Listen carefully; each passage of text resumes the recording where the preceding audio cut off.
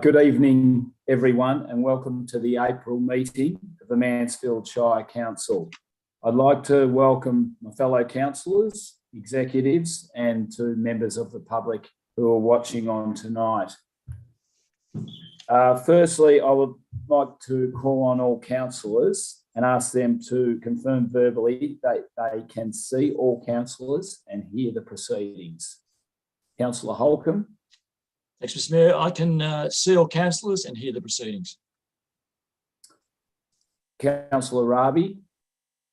I can hear the proceedings and see all councillors and council officers. Councillor Sladden. I can hear the proceedings and see all councillors and council officers. And Councillor Webb.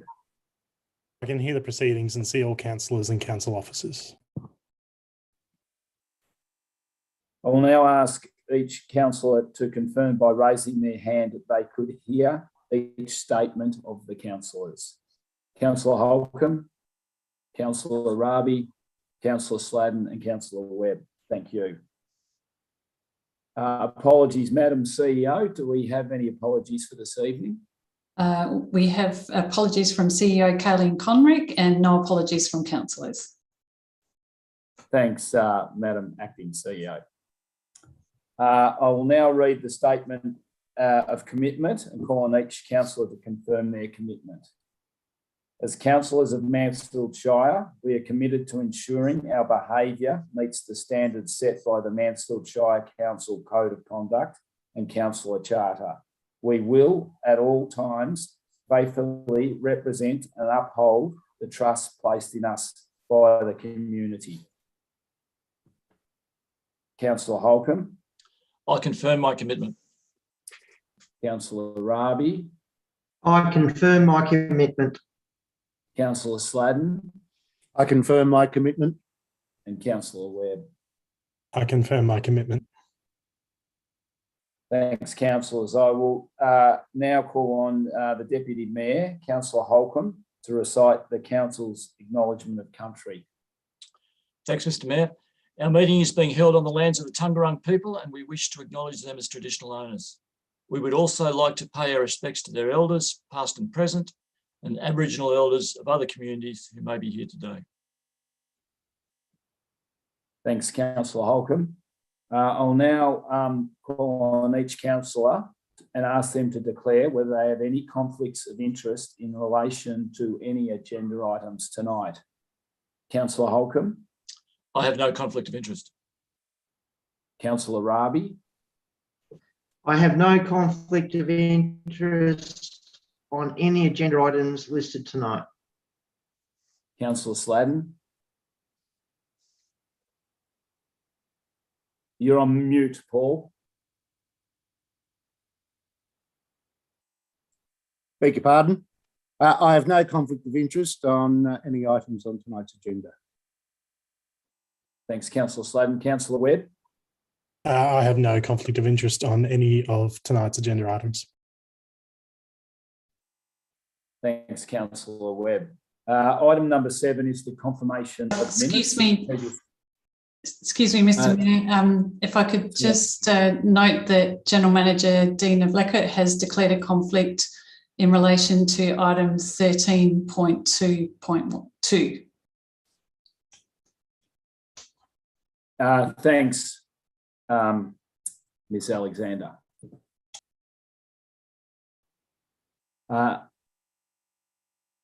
The confirmation of minutes from the previous meeting. Councillors, can I have a motion in relation to the minutes? Councillor Rabi. Yeah, thanks, Mr. Mayor. I move that the minutes of the Mansfield Shire Council meeting held on the 15th of March 2022 be confirmed as an accurate record. Thanks, Councillor Rabi. Can I have a seconder to that? Councillor Sladden. All those in favour? Motion is passed. Representations. Madam CEO, we have some representations tonight.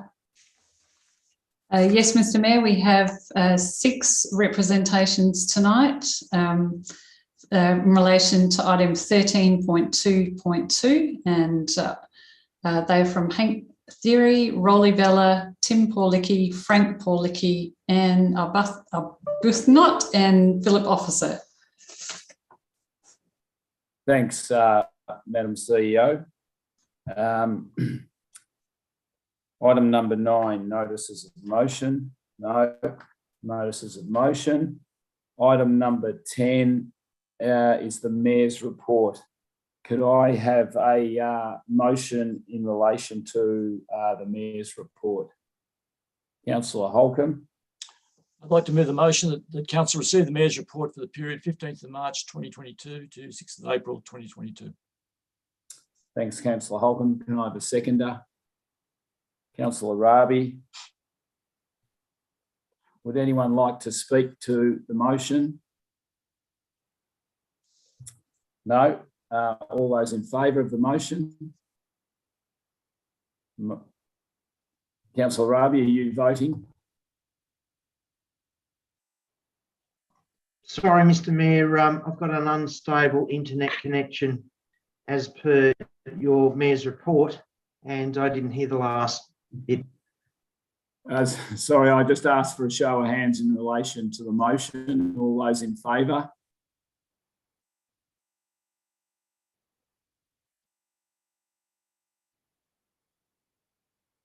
Councillor Rabi, you're on mute. Can you hear me? Yes, I can now. We're just voting on the motion for the Mayor's report. Are you in favour? Thank you. Yes. The motion is passed. Okay, item number 11 is reports from council appointed representatives. We'll go through each committee. The Australia Day Awards Committee have not met.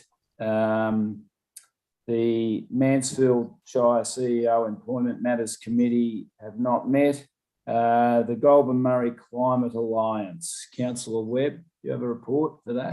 No update since last council meeting, Mr. Mayor. I believe our next meeting is in June. Thanks, Councillor Webb. The Hume Regional Local Government Network, which I attended the meeting a fortnight ago, held in Wangaratta by the mayors of all the Hume Region Shires. It was and CEOs. Was held at Wangaratta. There was the minutes of the meeting haven't come out, so we don't have the actual motions that are going to come out of there. But the discussions, there was 4 main points of discussion. And the number one, I think it was just after the March long weekend. So the number one discussion point was telecommunications or the lack of in all of these shires during a really busy period. It seems to be just a universal thing. Mansfield more internet-wise rather than phone, but the other sort of northern shires very certainly have a lot of black spot issues. So a motion was going to be drafted about that, but we haven't seen it as yet. Another issue was to do with Parks Victoria and their onus on for councils to go and collect rubbish in their area, which it seems to be happening across the board in all shires. Parks are just leaving up to the shires to go and collect the rubbish, but which is on their land, and so that seems to be a big issue. Another big issue, obviously, is the Airbnb and the lack of accommodation in these shires. We did hear from Alpine Shire on some of the methods that they were going to try to reduce the number of Airbnbs and by licensing them, but as yet they haven't had results from that.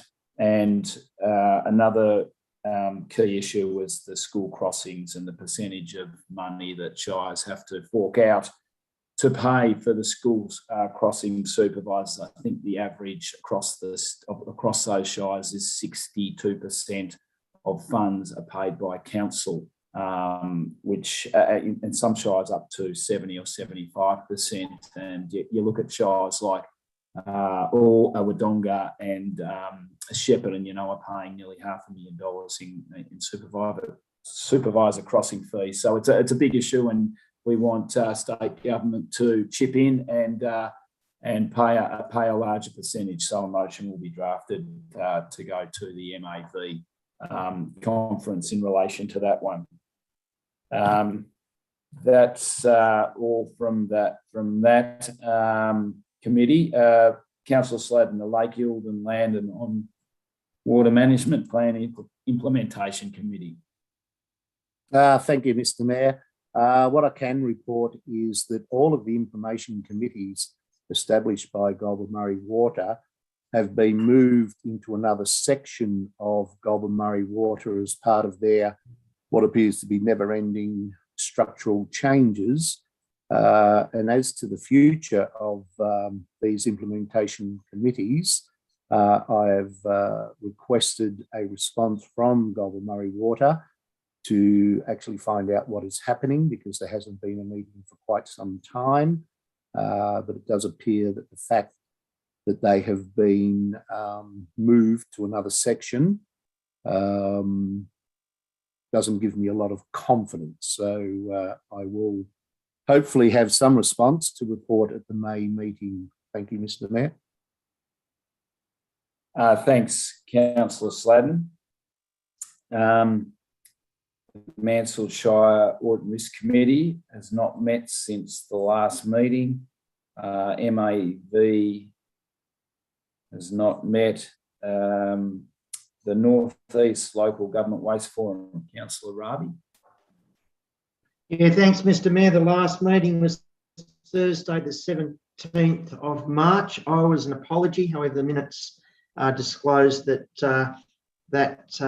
North East Waste Group will be disbanded on the 1st of July, and Del Whip will be taking over responsibility solely for all things waste. We'll see how that one goes.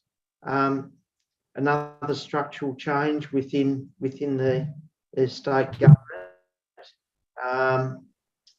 The next meeting will be the last meeting, and that'll be in June, mid-June, which I will be chairing, and I'll come back with the full report on the very last meeting.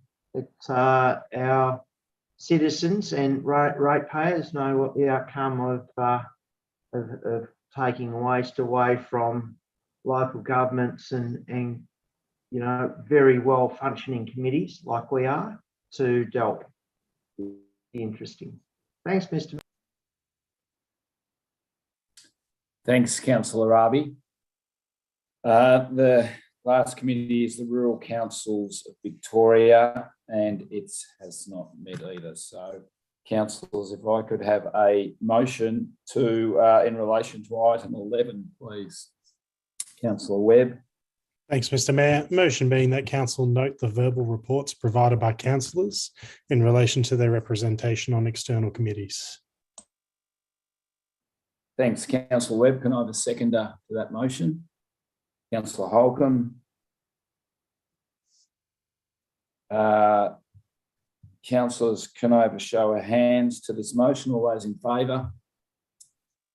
Motion is carried. Item number 12, public question time. We have one question this evening from Mr. Eric Sugate, and I'll read out the question and the answer. The question is, why are crossover permits being that with a tree protection zone of significant trees when that is not allowed under the guidelines of the Planning and Environment Act? And the answer to the question is correspondence from the author of the question of council was received last week in relation to this issue and has been acknowledged by council officers. A response to this question will be provided following an inspection of the site in question and within 10 working days in accordance with Council's Customer Service Charter. So thanks for your question, Mr. Sargate. Item number 13 is the Chief Executive Officer's report. The responsible officer is the Acting Chief Executive Officer, Kirsten Alexander. Councillors, do we have any questions or queries in regard to the Chief Executive Officer's report? Councillor Webb. Thanks, Mr. Mayor. I do have two questions relating to this month's report. Just under point 3, the new initiatives, we're obviously getting towards the end of the budget period for this year, and there's a lot of unspent items there. Do we have a status of where these new initiatives are at? Will these roll over into next financial year? Do we have any update at all on those?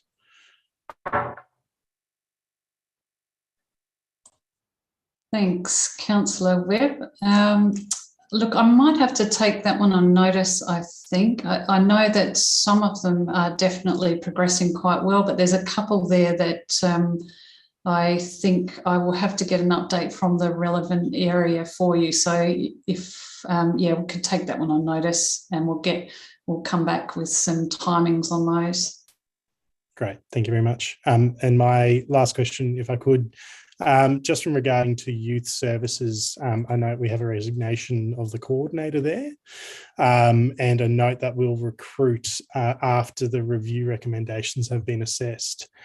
So based that we don't have a coordinator in this area, how is the report being assessed, and do we have a time frame roughly on when we'll get that to council? I'll just ask the General Manager from that area to respond if she has a time frame. I would expect that it will be considered by the manager of that area working together with the General Manager, but just ask Ms. Blicker if she's aware of a time frame for that one. Otherwise, we might have to take that on notice as well. I'm sorry. Through you, Mr. Mayor, we are putting someone in higher duties for the coordinator role, and expect that the youth services review will be completed by the end of the financial year.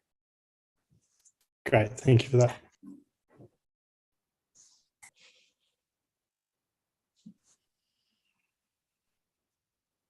Councillors, any other questions or queries in relation to the CEO's report? No, in that case, can I have a motion in relation to the report? Councillor Webb. Thanks, Mr. Mayor. Motion being that Council receive and note the Chief Executive Officer's report for the period 15th of March 2022 to 12th of April 2022. Thanks, Councillor Webb. Can I have a seconder to the motion? Councillor Holcomb. All those in favour of the motion? Motion is passed. Item number 13.2.1 is the Mansfield Resource Recovery Centre, the adoption of the master plan. The responsible officer is the Manager for Planning and Environment, Melissa Crane. Councillors, do we have any questions in relation to this item?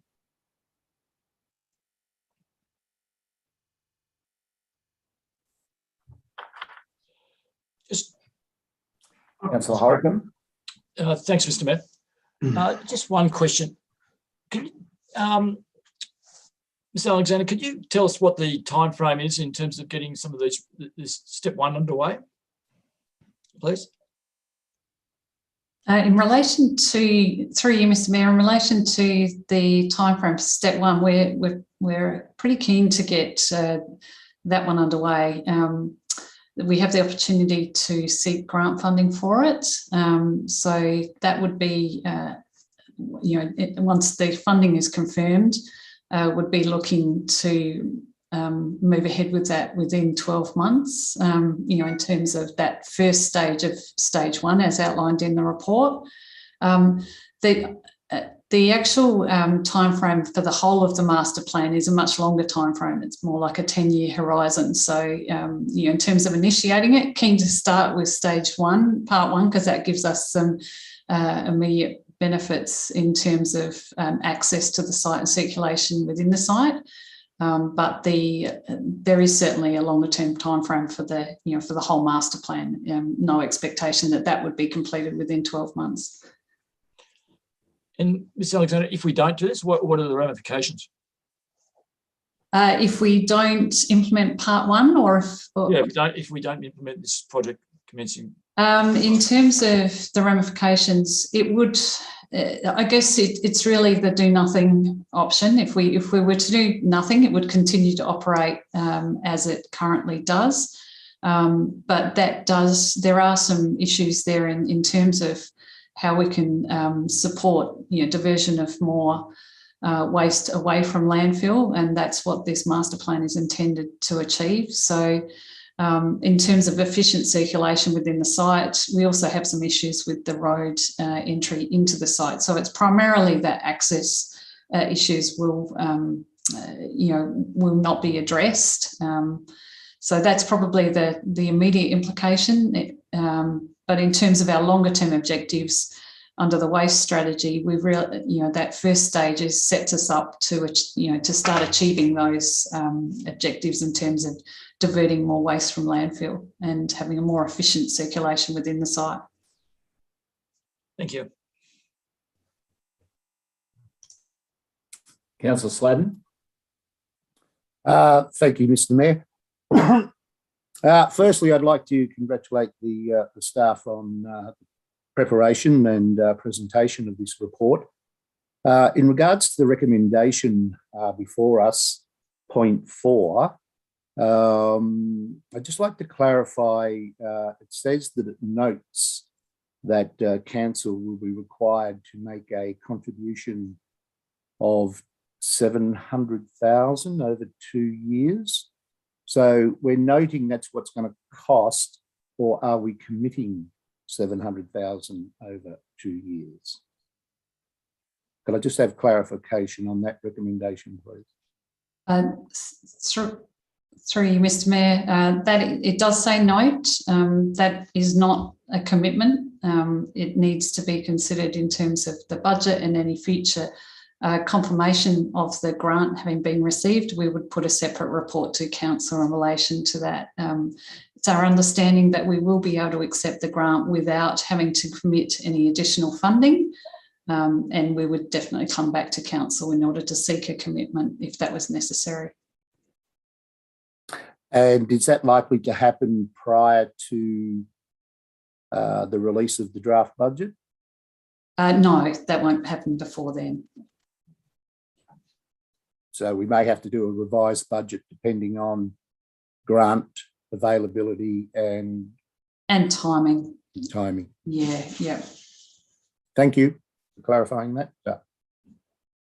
That's all, Mr. Mayor. Thanks. Councillor Rabi. Thanks, Mr. Mayor. Acting CEO, Kirsten, this plan, does that nicely tie into the future FOGO that the state government's running at the moment? Yes, the answer to that is yes. I might ask the Acting General Manager Infrastructure and Planning if she'd like to add anything to that.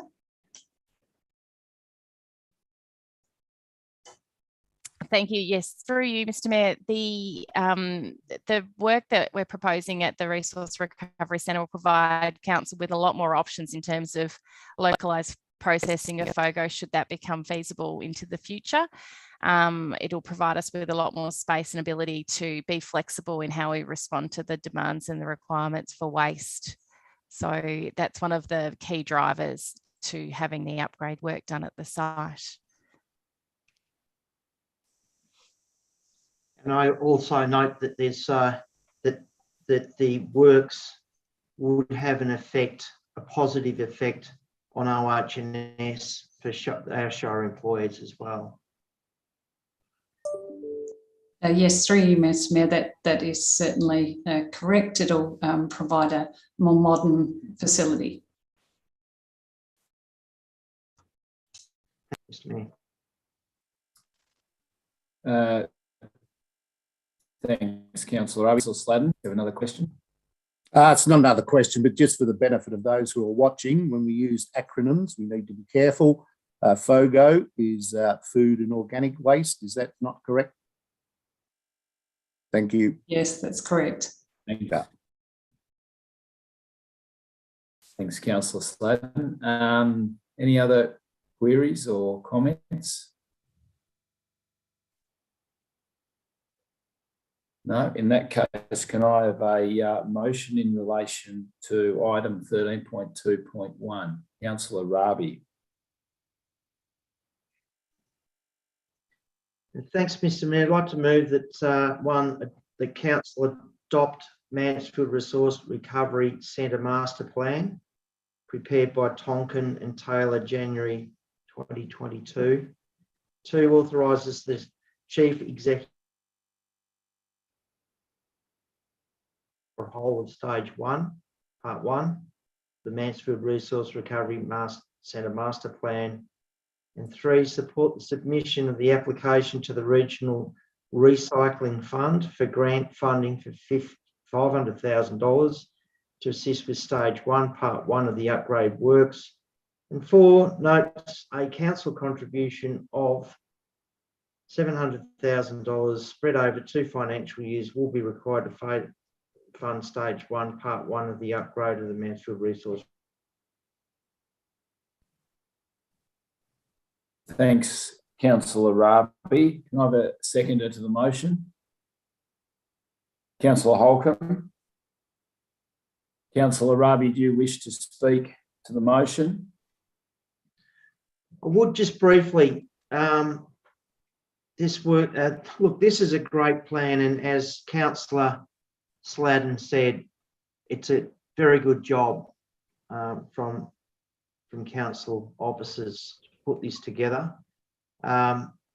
Waste is becoming a major issue for all Victorians, and this will put us hopefully on a firmer footing to deal with waste and the way that the state are going to legislate that we deal with this waste. It also addresses OH&S issues that I'm extremely happy about. So we don't want anyone to be hurt at work under our care. So well done, everyone, and I'm happy to support. Thanks, Councillor Raby. Councillor Holcomb, a second, do you wish to speak to the motion? Thanks, Mr. Mayor. Yes, I would briefly. Yeah, I also endorse that it was a really good master plan, and it met the objectives that we set out very early on as waste being one of the key parts of our strategy, and it's extremely high priority of this council. So this plan and the money that we're putting to it just reflects how important it is to this council, but also to our community. We've got to get this right. The waste over the last number of years has been a big problem, and we haven't handled it well. And the challenge is for this council to fix that. And I think this plan is the start of that challenge. Thank you, Mr. Mayor.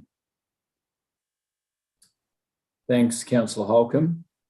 Does anyone else wish to speak to the motion? No. Oh, Councillor Webb. Thank you, Mr. Mayor. Just to reflect the comments of both Councillor Raby and Councillor Holcomb, an excellent plan, really well thought out, using the areas that we have on the site to its full potential. And that waste is a huge issue, and I hope that this is the start of addressing it properly. I think this will also give us the ability in the future to expand how we manage our waste internally in the Shire, and to further do it in a responsible way. So well done to the officers there. Thanks, Councillor Webb.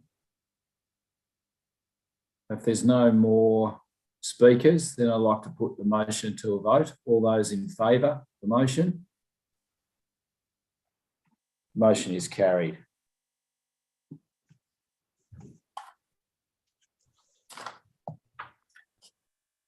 Item 13.2.2 is the planning permit application P00322, use and development for land for industry, Celador, and sale and consumption of liquor, 126 Godwills Road, Mansfield.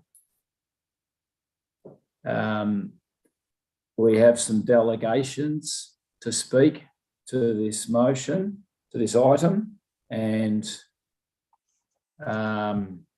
Chelsea, do we have Mr. Hank Theory, who will speak to the item coming in. Mr. Theory, you there? Yes, I'm here. How are you going? Yeah, good, thanks. Fellow councillors. Good evening, Hank. Good to have you. Good to have you here. So you've got 3 minutes, Mr. Theory, to talk to the motion. So I'll let you know when that's getting close to an end. So welcome and away you go. Right, thank you. Look, firstly, we would like to state that we fully support the Planning Officer's recommendations and amendments and ask councillors to support the approval of the application. We are pioneering a new industry for Mansfield that is both environmentally sustainable, encourages tourism, creates jobs, and has a great longevity. We are thankful that a chance tour of our property with the original owner, Derek Martin, over 20 years ago, led to the discovery of a natural spring. It is the basis of over 90% of our produce. It is some of the finest spring water in the world and a key ingredient to making great whiskey. We have future plans that include growing our own barley and going from paddock to bottle. We've received a $100,000 grant from Agriculture of Victoria towards our project. Part of the reason we received this grant is our proven track record of supporting other local businesses. We've made schnapps for the Dalatite Winery. We use honey from Mansfield Honey and saffron from Tolmy Saffron. Our Celador and tasting pods will provide an outlet for other local farm sales as well. Whilst we are only a very small distillery, we have a very large network of industry contacts. We are recognised throughout the industry, both in Australia and internationally. We've been chosen by Tourism Australia as one of a select group of tourism experiences to be highlighted in an international and domestic marketing campaign to attract tourism back to Australia and our region. We have an upcoming event in May where we've been chosen by Food and Drink Victoria to host some of Melbourne's leading hoteliers based on our unique distillery. Our planning application, like our business, is considered and conscientious. We've tried to think outside the box to create a low impact, high value experience that encourages repeat visitation, accommodates both locals, families, and new visitors alike. The project will have a negligible to no impact on amenity, road infrastructure, or the use of our land for agricultural purposes. We are proud to be the most sustainable distillery in the world, and we believe our distillery is making it possible for us to make a living from our land. All we are asking for is the right to sell our produce from our farm, where our spring water is sourced, where our botanicals are grown, and where our spirits are made. Okay, thank you, councillors. Thanks. Thanks very much, Hank. Councillors, do we have any questions for Mr. Theory? Councillor Holcomb. Mr. Theory, thanks for that presentation. Just one question that you mentioned that this is unique. Can you just tell me why your distillery is unique compared to other distilleries? Yeah, so we're completely off-grid. We use a wood-fired steam boiler to heat our stills, and we're one of the few distilleries in Australia that actually uses all organic and biodynamic ingredients. And we've also done things like we've set up relationships with some of the few organic-based distilleries in the United States, and we import organic-based barrels from those guys too. So we're kind of, I suppose, in a very niche, unique section of what's turning out to be a very big marketplace. We started our journey all the way back in 2010, and at that time there was actually only 12 craft distilleries in Australia. There's now over 500, and we've also been supporting other distilleries like the one that's opening up in Hauqua in terms of their planning applications sourcing equipment, stuff like that. We've probably been in, even though we're small, we've been in it a lot longer than everyone else. Thank you. Any other questions, councillors? Councillor Webb.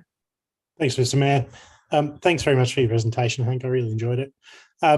Just as a very high level view, based on your plans for the site, do you anticipate this is going to be a bit of a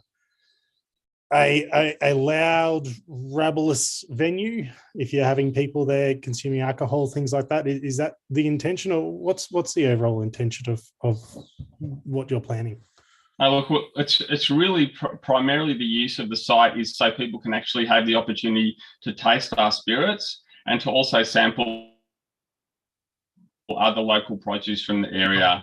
We're a very boutique distillery. We're probably one of the most, being the fact that we use all biodynamic barley, our base costs are about 4 times that of other distilleries, which means the cost of our alcohol is extremely high. So it doesn't tend to kind of preclude itself to loud, rebellious drinking, because it's a bit too expensive for that.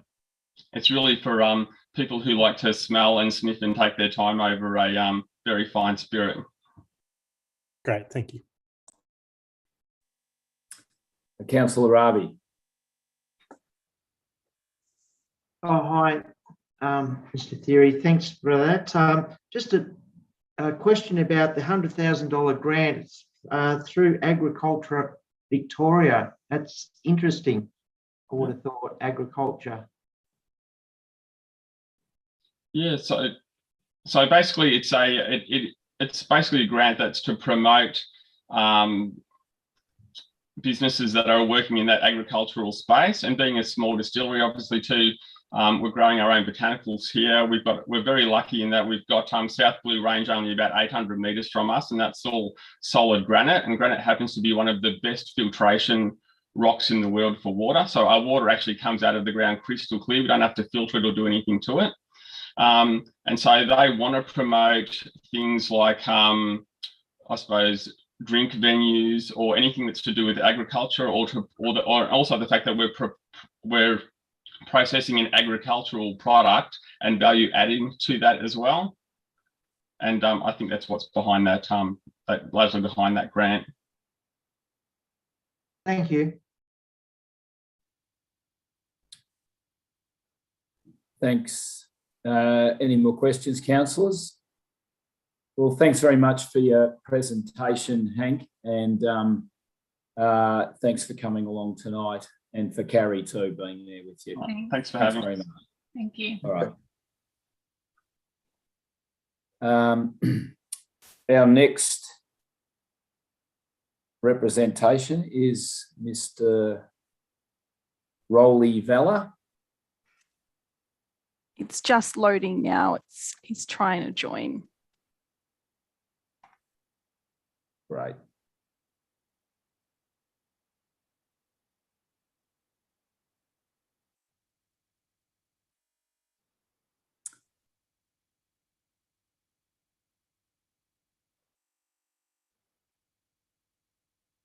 Good evening, Mr. Vella.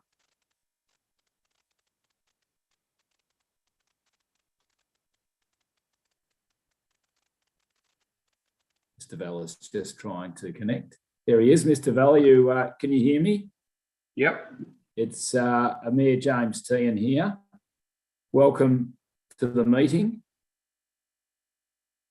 Thanks, James, and thank you for the opportunity to make some further comment on the proposed extension to the distillery at 126. That's right, Mr. Vella. Have you got a camera you'd like to turn on, or we can't see you? That's all.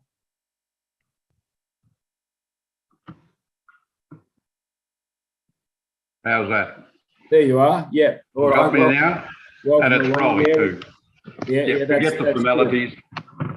So, Mr. Vella, you've got 3 minutes to speak, and then some questions, if there are any after that. I'll let you know when you're getting close to your 3 minutes. Okay, thanks for that.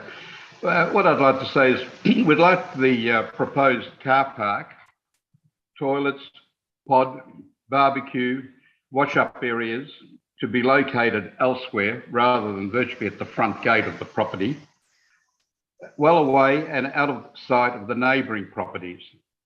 The applicant has 120 acres of land, so this should not be a problem. I don't understand why it can't be close to the distillery, as after all, this is the draw card for this particular proposal. The other thing too, considering that there will be a number of barbecues made available to the guests, now that's what the applicant has told me, that there will be barbecues there. What measures have been made in regards to fire safety? Are there plans in place should a fire occur to deal with the guests? And has CFA been consulted? Keeping in mind that both Old Tonga Road and Godswill Road are both a no-through road. You go in and there's only one way out. And if a fire occurs anywhere along here, we've only got one way out, which is extremely dangerous. All the locals are well aware of this, and we do have ways of getting around it. However, we're also concerned that a lot of visitors coming into the area who are unfamiliar with it.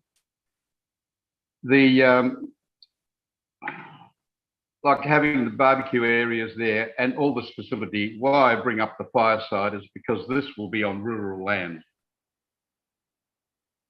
The other point is the increase in traffic.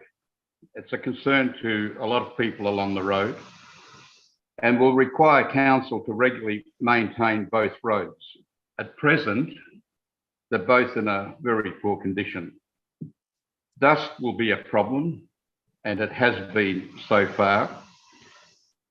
And it'll also be necessary for some serious consideration to be put in place on a speed limit of no more than 60 kilometres per hour. Now, this has occurred at Rifle Butt. You've got a speed limit there of 60 k's, and there is no such limit on Old Tonga. Having spoken to people in the past, they tell me it is a 100 kilometre per hour road when it is safe to do so. Unfortunately, some people don't think they think it's safe at all times, and they do use this road as a bit of a racetrack. So I think 60 k's would be a fair speed to limit this road to. Time's almost up, Mr. Vella. Okay, and finally, the days and hours of operation, that is Thursday to Monday, between 11 a.m. and 6 p.m. If this goes ahead, this proposal, these times will really need to be strictly adhered to. And who will control this point? That's Thanks. I've just got one very quick query. You don't have to give me the answer now. On a letter I got from Hank, it says that both Old Tonga Road and Godswill Road are in an FZ farming zone, which I don't know what that is. It also states it's not residential, not rural residential, nor rural living. My question is, have I been overcharged by council for the last 22 years? Because I'm listed as rural residential. And reading this particular part of the letter I got from Hank, it says that rural residential doesn't exist on Old Tonga Road. So, but you can let me know that at a later stage. Thanks, All right. Mr. Vella. Yeah, thanks for your presentation. No worries, councillors. Do we have any questions for Mr. Vella? Councillor Sladden? Steve. It's not a question, but I will go out on a limb and try to address that final question from Mr. Vella. What your house is rated at is not the same as the land use zoning. So even though you may be in the land use zoning of farming zone, your rating is in rural residential, hence the difference. Okay.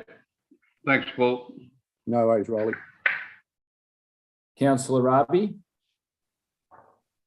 Thanks, Mr. Mayor. G'day there, Riley. Welcome along. I think you've probably answered one of my questions which was going to be how long have you?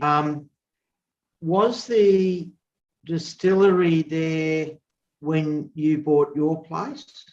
No, we Or bought has our it been home. since? We bought the land approximately 22 years ago. We moved in, we built a home, and we built in there we moved in 2001, February 2001. So we've been in our home for 21 years, and we own the land for approximately 22 years. Sure, and the distillery that Hank's running now, that's been there before or after you bought? After. I believe it's only been up for maybe 2-3 years. I'm not too sure, but it was definitely not there when we bought the land. Did you? Nor any of my neighbours who are around here. Okay. And have you made any previous complaints or had any previous worries about his business before now? No, because I believe Hank's been running it for the last couple of years or whatever, and people have been coming up on a Saturday, 1 day a week. But the way it's proposed to go, there will no doubt be many more visitors travelling along this road. There are a lot of issues with this road, and council knows well about it. We're always complaining about it, but we've got a lot of wildlife here as well around the corner, and there's a lot of concern with people driving in these areas that aren't familiar with it. The threat to a lot of the wildlife, there's a lot of deer around the corner and kangaroos. We're also concerned about fire because, as I said before, it's a one-way road and we've got no way out. Living here, we can set ourselves up for fire. We know what we've got to do. We know where we can go. But once again, it concerns us with a lot of visitors coming into the area that if a fire does occur, and by the way, there was one, I think it was only 12 months ago, on the neighbouring property to 126 Godswill Road. That was quite a nasty one. And so fires do occur and we're well aware of them. And the people around here, as I said, we know what we've got to do if it does occur. But to visitors, that's another kettle of fish. And I know that helps in other areas. Question, Mr. Vella. Thank you. Okay. A specific question and you answered it. Thanks. Thank you. Councillors, any further questions for Mr. Vella? I'm right, thank you. Thanks very much, Mr. Vella, for your presentation. And we'll see you later on. Okay, thank you. Thanks for the time. Thank you. The next deputation is from Mr. Tim Palika. Yes, Paliki, yes. Can you hear me? Yes, I can, Mr. Paliki. It's James Tehan here. Welcome to the Mansfield Shire meeting. And you have a deputation, so you've got 3 minutes and to speak. I'll let you know just before it's up, and then councillors may have questions for you. So welcome and away you go. Okay, thank you. Well, 3 minutes of my life to save the love of my life, which I'm sure the Distilleries, Hank and Carrie's love of their life as well. I've actually dreamt of this place years before I moved here. I was looking for places for years, more than once. I dreamt of this place with a winding driveway in the hills. And I knew when I saw it on the internet, and when I drove in the first day, I saw a member, and every day I drive in, I love it more every day. Now, 3 minutes is not a lot of time, and I've actually recommended many people to go down to Hank and Carrie's Distillery because I've been there myself. I enjoy it. It's a beautiful place, and they're beautiful people, and it's nothing personal. Can you see me okay or not?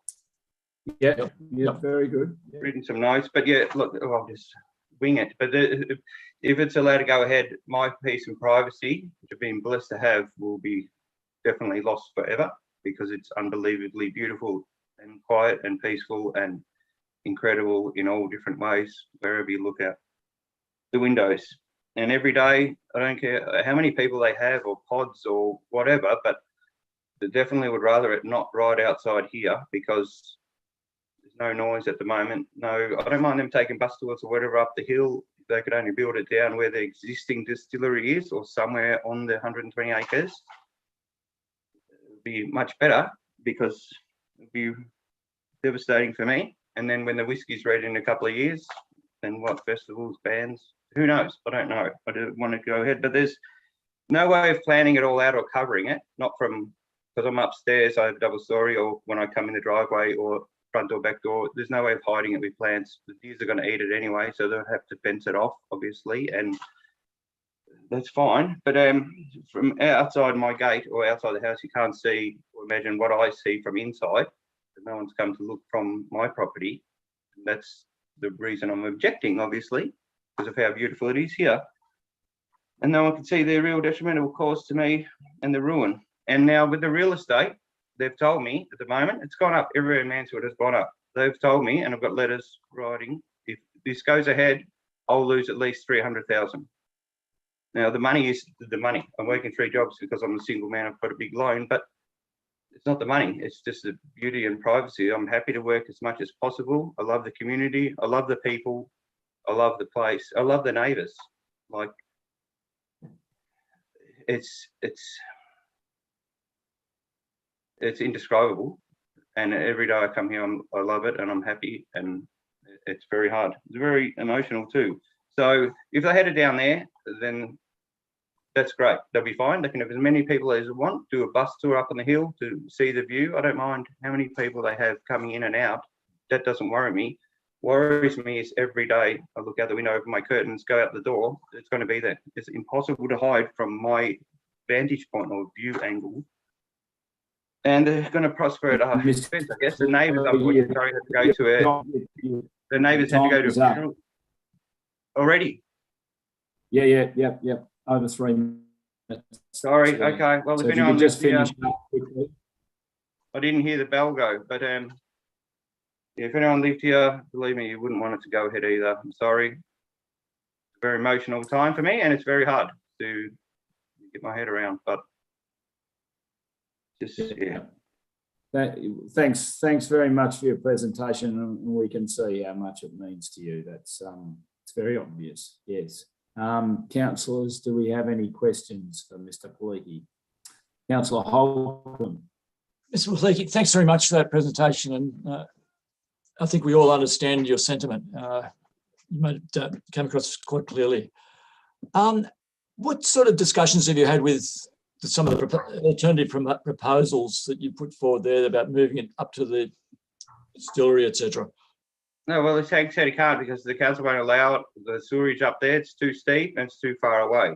So I guess from here, they would join onto my power pole, because at the start it was just going to be a booth and a drop toilet. But yeah, I didn't know, or the road didn't know. We were probably the last to know out of everyone, like on Old Tonga Road knew before us, which is hard to believe, but all the full amount of it. And like, I don't have internet here, so I've got it on the phone. But I've got a satellite and an aerial on the roof. I've never connected the TV since I've been here, and I haven't ever got internet as in on a computer because I don't need it. I've got it on the phone. I can watch a DVD if I want to watch a movie, and I've got animals every day. It's beautiful, but it was obviously too far or not allowed or too steep or something. But there's plenty of spots on their land which are not that steep and flat. It's just obviously will cost a lot more because it's far away from the power. But there are solar panels or generators, obviously. There's got to be other options. It's just the wrong spot. And I'm not against them at all. And it's nothing to do with them. But yeah, we didn't have many discussions about it. At the start, we went up on the hill and they said they were going to put a little booth here, like in a hotel or a pub, you know, little seat and a drop toilet. And I thought, well, that's all right. And they said I can use it once a year. And then, yeah, finally, yeah, they found out more and more and what happened. And Dad sent me all the details of what really the plans were. And I don't think the neighbours across the road knew the whole everything either. But yeah, I don't want to speak for other people. But yeah, it's just hasn't been fully disclosed, and it sort of came known in a way that was not. Yeah, we should have just said it from the start. But it's. Thank you. Yeah, I understand. Thank you. Thank you. Thank you, Mr. Any further questions, councillors, for Mr. Paliki?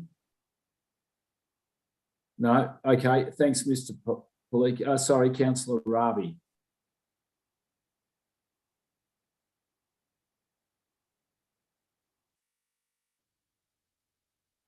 Have you, I thought I saw you with your hand up, Councillor Ravi, but you might, can anyone else hear Councillor Ravi? I think his screen's frozen, Mr. Mayor. His screen's frozen, righto. Well, thanks very much, Mr. Paliki, for your presentation. Same sort of questions I asked Rory. G'day. Coming along I can tonight. hear someone, but I can't see.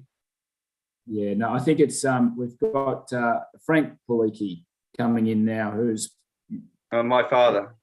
father. Okay, so thanks, Tim. And Frank, can you hear me? It's Mayor Tian here. If you can hear me, your microphone's on mute.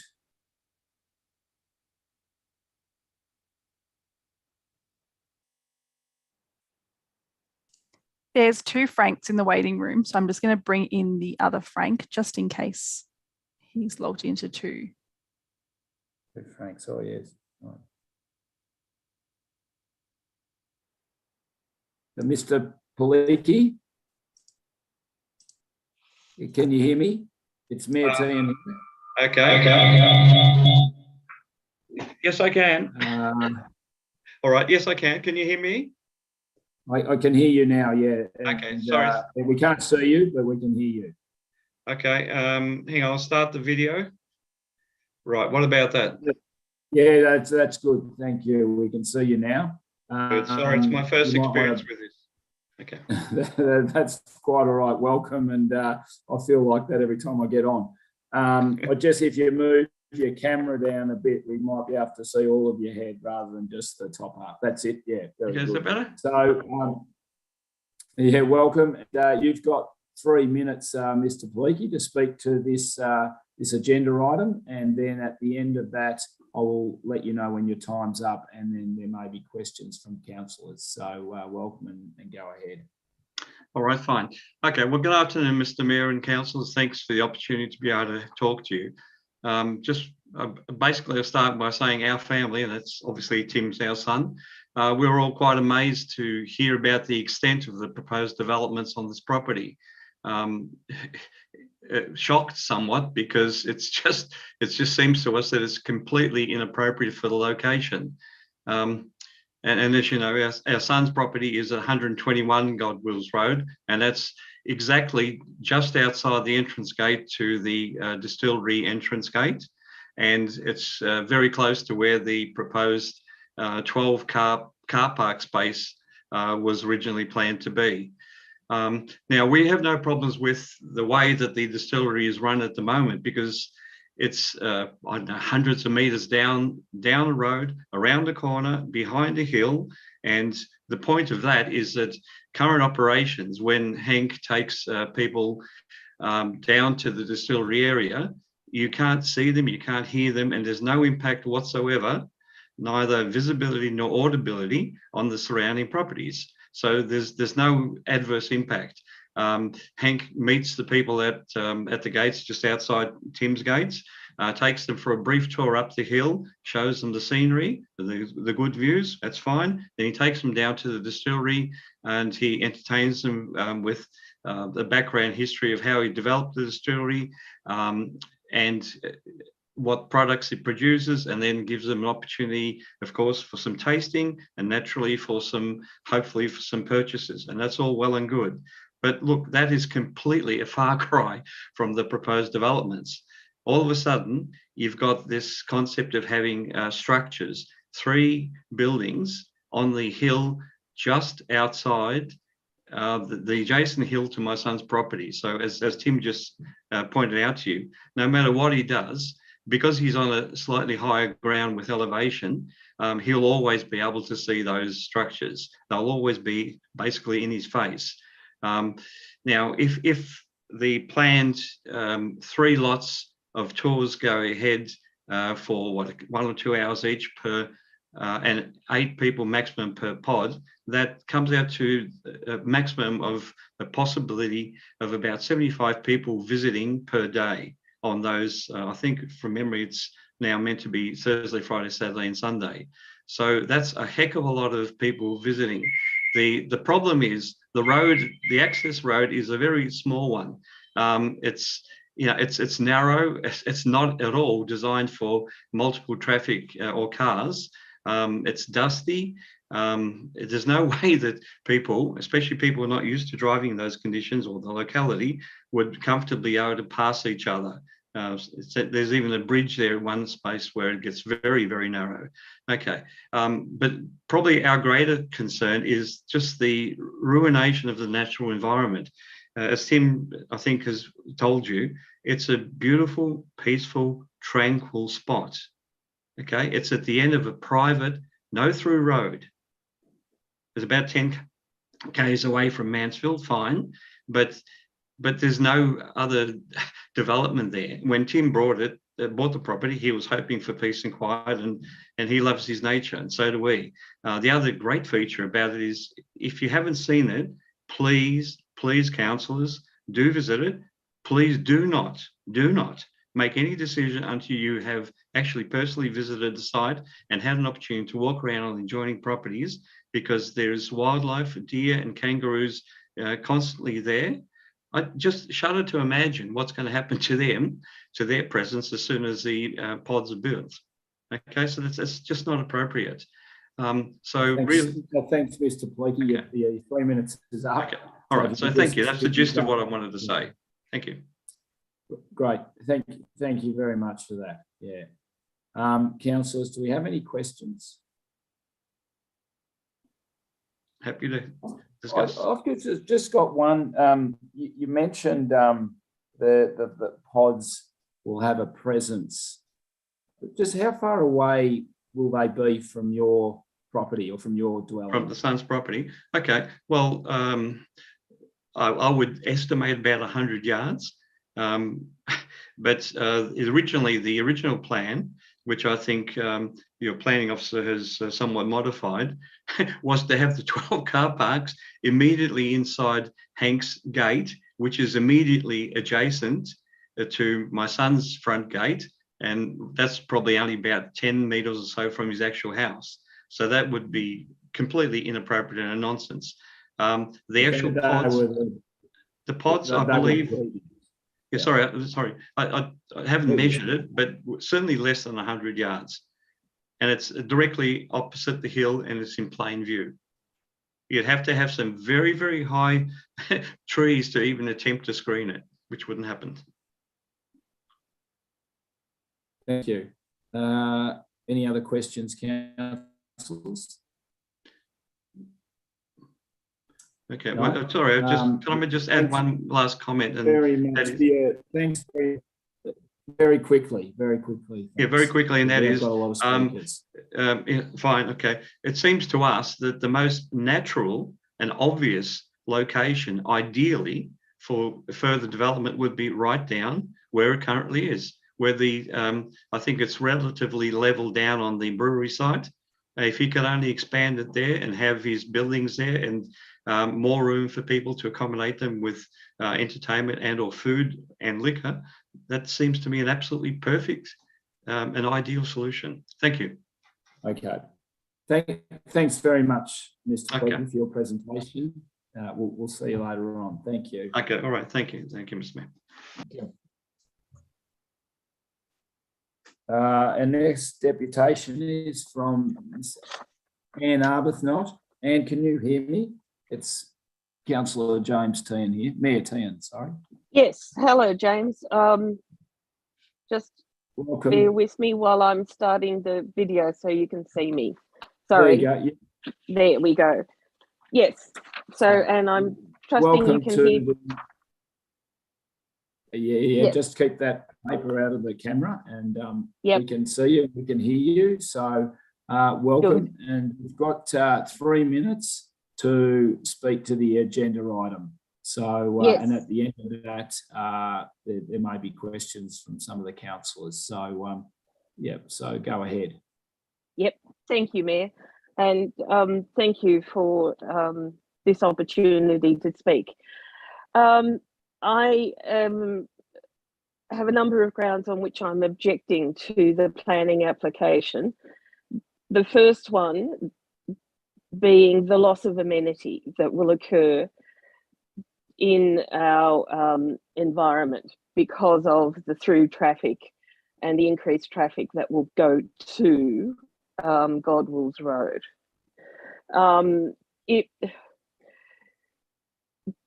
Old Tonga Road, where we live, and which is the access road to Godwills Road, both of which are no-through roads. They are in a very narrow valley, and it is a very peaceful and quiet neighbourhood. It's a mix of farmland and rural housing. And most of the, oh, I've lost you, James. Most of the people living here are either work or have businesses in Mansfield, maybe retirees, but they definitely shop there as well. It's a very, the people that live here, value the neighbourhood and value the peace and quiet of the neighbourhood and the access and observation of wildlife that allows, some of which are endangered species as well, which I've noted out here over the years since we've lived here for 23 years. So with the increase in traffic, which is up to 39 vehicles a day, it can be quite a danger and have a negative impact on the road and on the peace and quiet of the neighbourhood. There is nowhere in this road that has a commercial aspect to it. Traffic generation. It's been estimated that the proposal will increase the traffic up by more than 50% from what the road use is now, and that's quite significant. The roads being dirt roads, narrow and windy, already have safety issues that have to be considered by the existing road users. This will only get worse with people driving to and from the distillery who aren't used to the road and who think it's a bit of fun to actually drive on a dirt road without paying attention to traffic conditions. Road access. They're both Old Tonga Road and Godwills Road are no through roads, as I've already mentioned. Old Tonga Road actually has quite a number of deep culverts, one of them which is known locally as the Red Cutting. It's more than 70 years old and its infrastructure. It could be, by the brickwork, a lot older than that. I don't think it's been examined by the Shire since the earthquake, but prior to that, in the last 10 years, at least 4 of the culverts on Old Tonga Road have collapsed or partially collapsed. Thank Miss Arbuthnot. Yes, James. You've had your 3 minutes. Yeah, if you could just finish up quickly, please. Okay, certainly. The others, road safety, noise and disturbance, health impacts. I've outlined them in my written application objection, which I'm sure you've all got in front of you, and I'm happy to answer any questions, and thank you for the opportunity. And 3 minutes goes really quickly. It does, yeah. It does. Thanks very much for your presentation. Councillors, do we have any questions? Councillor Holcomb. Thanks very much for what you've said. How many people actually are full-time residents on Old Tonga Road, do you think? I would think on Old Tonga Road, I think you'd be looking at least 95%. There may be one or two who are not. The ones that, the ones who are not, I'm immediately thinking of that I know don't live there full time are at the beginning of Old Tonga Road. Okay. Sorry, and how many houses, residential houses, are there, do you think? Just roughly. Roughly 4, 5, 6, 7, 8, 9, 10, 11, 12. Maybe just about around 15, I think. Yeah, thank you. And the majority of those, and the point I make, because of the way the properties have been subdivided from farmland over the years, most of those actually are on the are not on the Mansfield side of the red cutting. So if that problem with the red cutting occurs, then you've got most of us stranded. And I know that a number of the residents on our side actually they work in health services, they work in education, they run businesses. Some have serious health issues, so it would not be a straightforward thing if we lost our only access route out.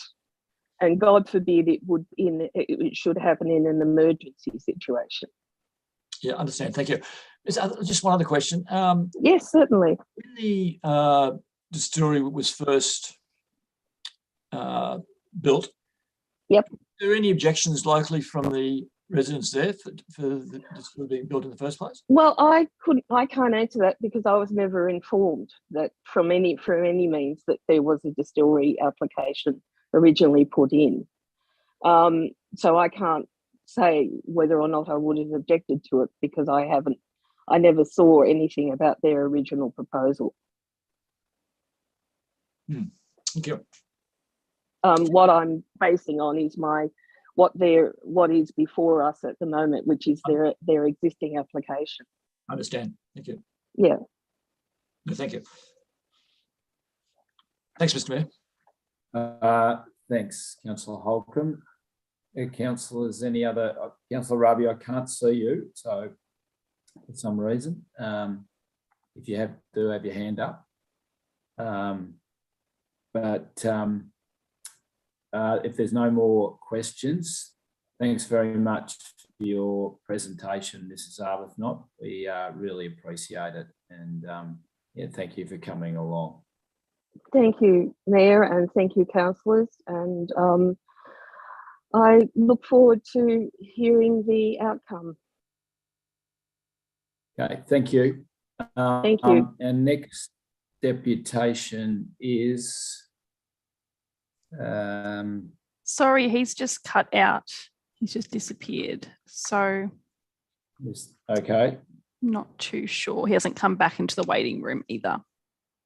Right. So, Mr. Mayor, Councillor Rabi, is he around or is he here? His microphone went off before, Councillor Rabi. Yeah. Would you like to just acknowledge your presence? I can see all of you, and obviously you can't see me. No. No, but we can hear you. Host, stop my video. Just keep that in mind when you're there. You are now. You're back. And thanks, Chelsea. Mr. Officer looks like he's back too. So, Mr. Officer, can you hear me? It's Mayor Tian. And if you can, and you try and respond, you'll just have to unmute your microphone.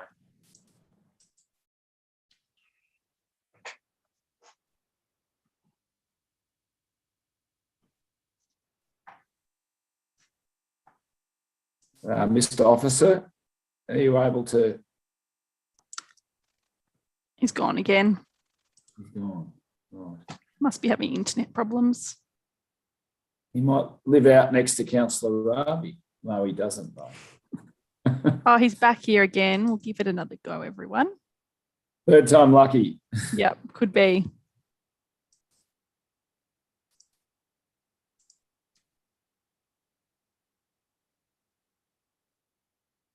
Good evening, Mr. Officer. Can you hear me?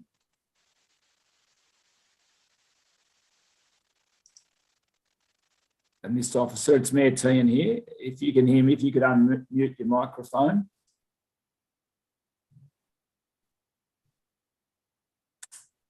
Yes, I can hear you. I apologise for that. My connection kept dropping out. Can you hear me?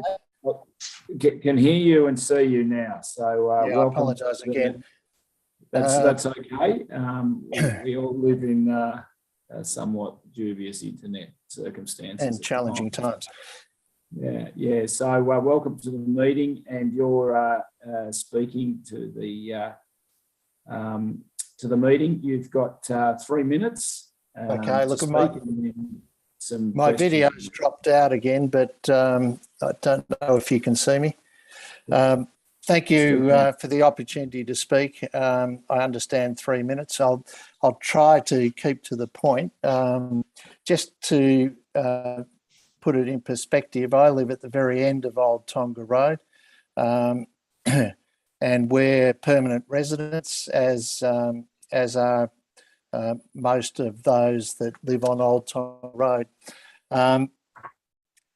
In terms of the proposal, it's our view that in its current form, it creates a disproportionate impact on the public infrastructure, which all residents are required to share and subsidise as ratepayers.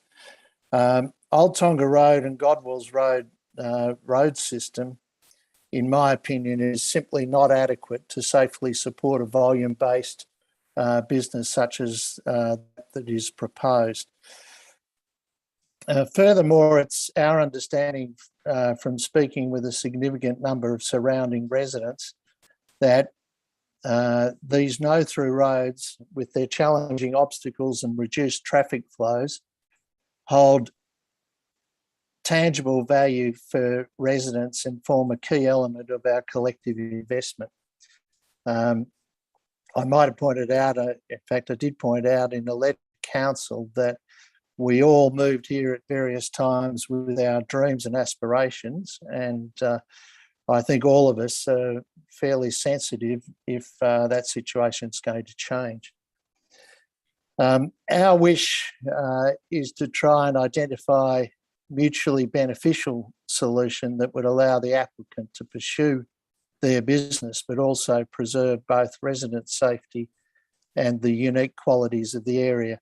And I think that came through fairly strongly listening to one of the previous speakers. However, we also note that any initiatives generating reduced traffic volume are likely to be well supported by surrounding residents. It therefore does not seem unreasonable to request that any proposed business venture fit within the constraints of the existing infrastructure and remove any disadvantage to the surrounding residents. In seeking to act collaboratively, we would propose the following for discussion. First of all, how could road safety concerns exacerbated by increased traffic be addressed? And heard some of these points raised before. In particular, I've had some close calls at the intersect of Godwell's Road and Old Tonga Road, as it's not clear which road has right of way, even though it is signposted. It's my experience that a number of people travelling on that road, and I'm not necessarily saying they're residents, we have a lot of tradesmen, we have a lot of business. 3 minutes is up, Mr. Officer. So if you okay, can I just make 2 final points? So I'm concerned about the safety, and it is dangerous, and that cutting is very narrow, and quite often you have to back up. We've also had a lot of trees falling down across the road, and the bushfire escape is a major concern.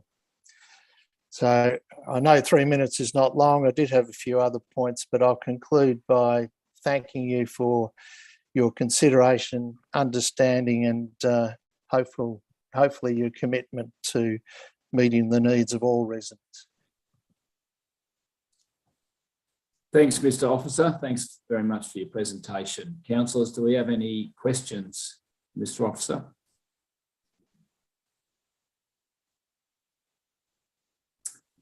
No questions? No, in that case, thank you. Sorry, Mr. Mayor. Again, yeah, Councillor Holcomb. Mr. Officer, thanks for that presentation. So we know what the existing, and one of your issues was just the road safety and the amount of traffic. We know what the existing traffic is there. What do you accept as an acceptable level relative to the existing level of traffic? Well, I don't think that we can handle an increase in the traffic because we've had a number of near misses on that road as it is, and it's so narrow in parts that cars going in opposite direction can't pass. Yeah, I agree with Rowley's suggestion. We, at the very least, need a speed reduction. And if this proposal were to go ahead, we'd need to have some sort of a roundabout, in my opinion, at that point where Godwell's Road leaves Old Tonga Road, because people take that corner at a great rate of knots.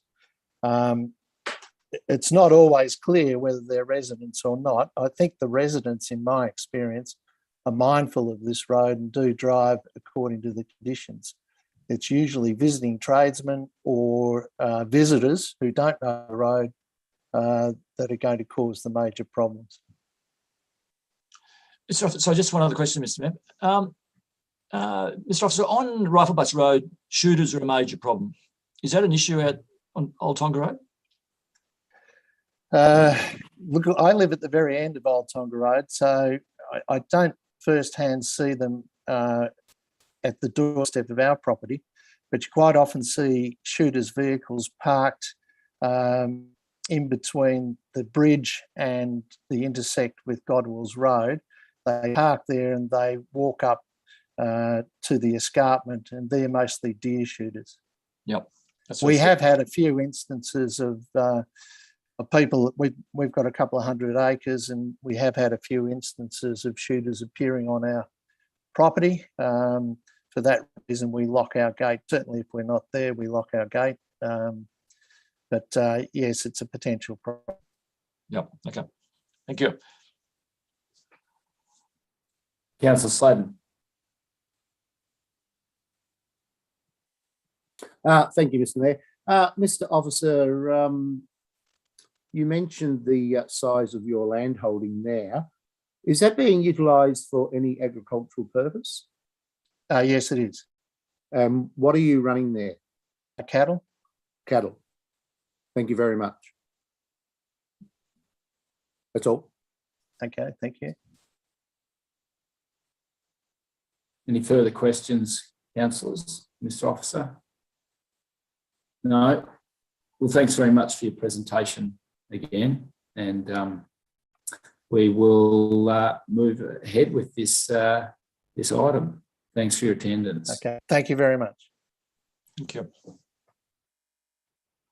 So, councillors, do we have any questions of the council officers in relation to this item now?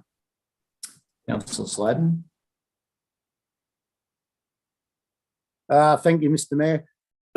Ms. Crane, I'm assuming you will be responding, giving Mr. Berger is not here. Yes? That is correct. Was Mr. Berger the author of the delegate report that we have? Through you, Mr. Mayor, yes, he was.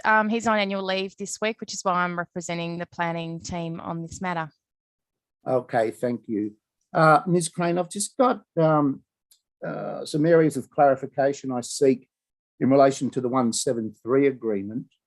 The officer's report says that it's seeking a variation of number 2 of the 173 agreement. What I'm unsure of, we've got two 173 agreements there. One's from the old Delatite Council and one from the Mansfield Shire Council. Which variation or which 173 agreement are we seeking to vary? Thank you. Through you, Mr. Mayor, the Section 173 agreement that was that's been placed on there that we're wanting to vary is the one that talks about the building area, where they can put buildings on the site. That was the one that was put in place by the Delatite Shire Council, from my understanding, and it allows secondary consent. So it allows us to consider a variation through this permit process. So we're going back to the Delatite Shire 173 agreement. Is that correct? Yeah. Through you, Mr. Mayor, yes, that is correct. And so I think condition 3 it is of that 173 agreement relates to the good design guide. Do we disregard that because it's been superseded? So through you, Mr. Mayor, the Section 173 agreement, either of them, they are applied to a property. So all of the requirements will be applied as they need to be applied. So often it will say things like it should be applied. If Section 173 agreements and some of these older ones aren't worded very well, and they don't have the same level of enforceability that they used to have.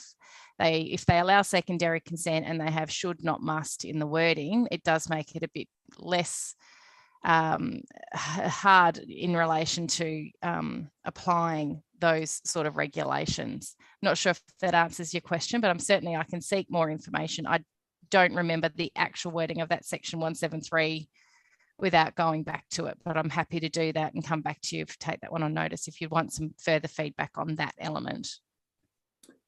A bit difficult if we have to make a decision tonight. In terms of the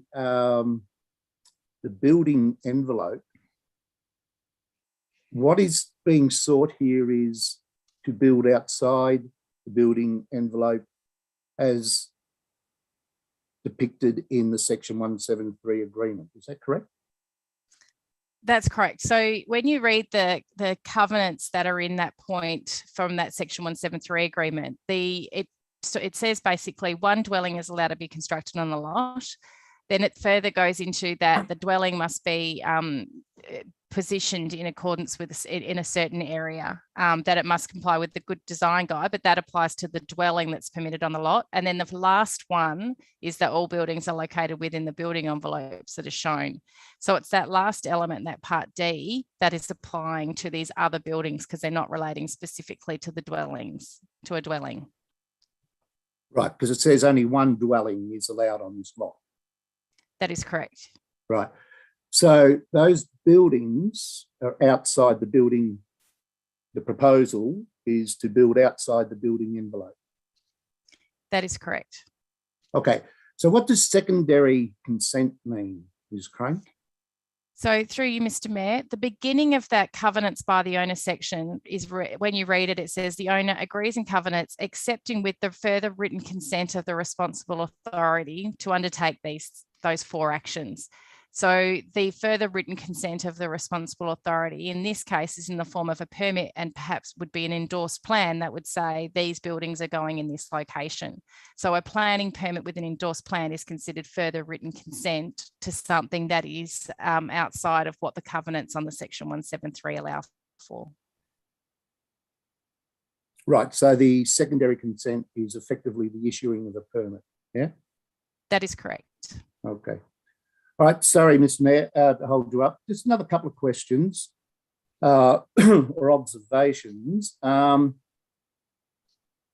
terms of the fact that it is in a farming zone, and we heard from Mr. Theory that he got a Agricultural Victoria $100,000 grant. The actual delegate report says that this proposal, in terms of agricultural issues, this development will not support and enhance agricultural production on the lot. But then goes on to say that this will be a very good tourism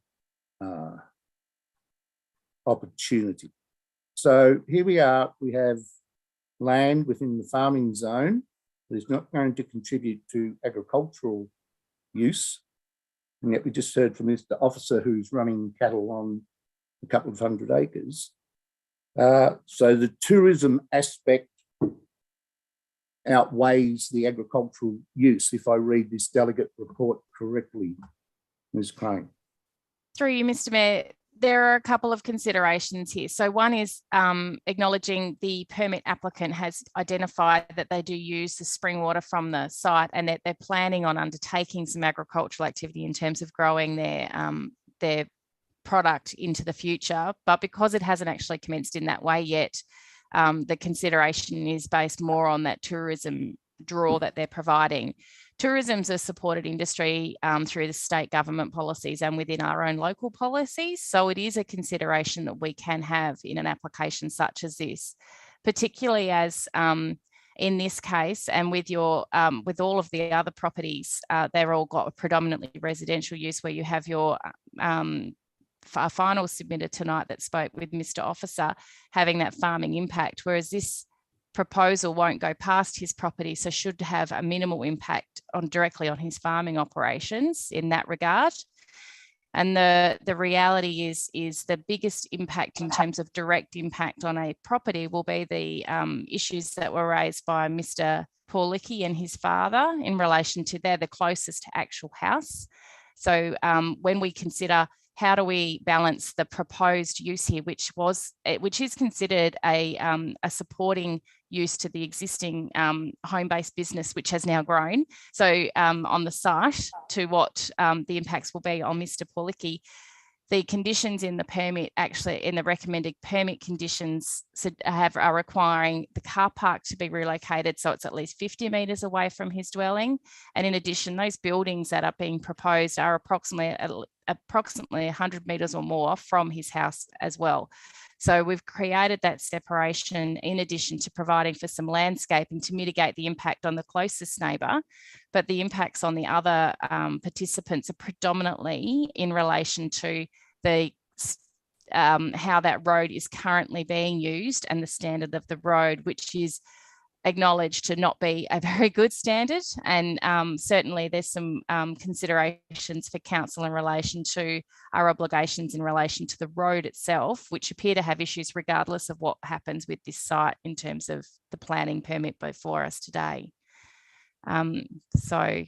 And I might also, through you, Mr. Mayor, comment, one of the other submitters did raise some concerns about the fire safety. And I did want to say that the site itself is also not in a bushfire management overlay, which is our highest level risk of bushfire. It is in a bushfire prone area, but that we also do have a recommended condition in the recommendation requiring a bushfire emergency management plan to be prepared in consultation with the CFA to make sure that, because we are bringing people there that don't necessarily live there and aren't as familiar with the area, that there's a plan in place to manage and mitigate the risk associated with that in those summer periods as well. Thank you. I'm happy to answer any other questions in that space as well. Can I ask a question in relation to waste and waste disposal?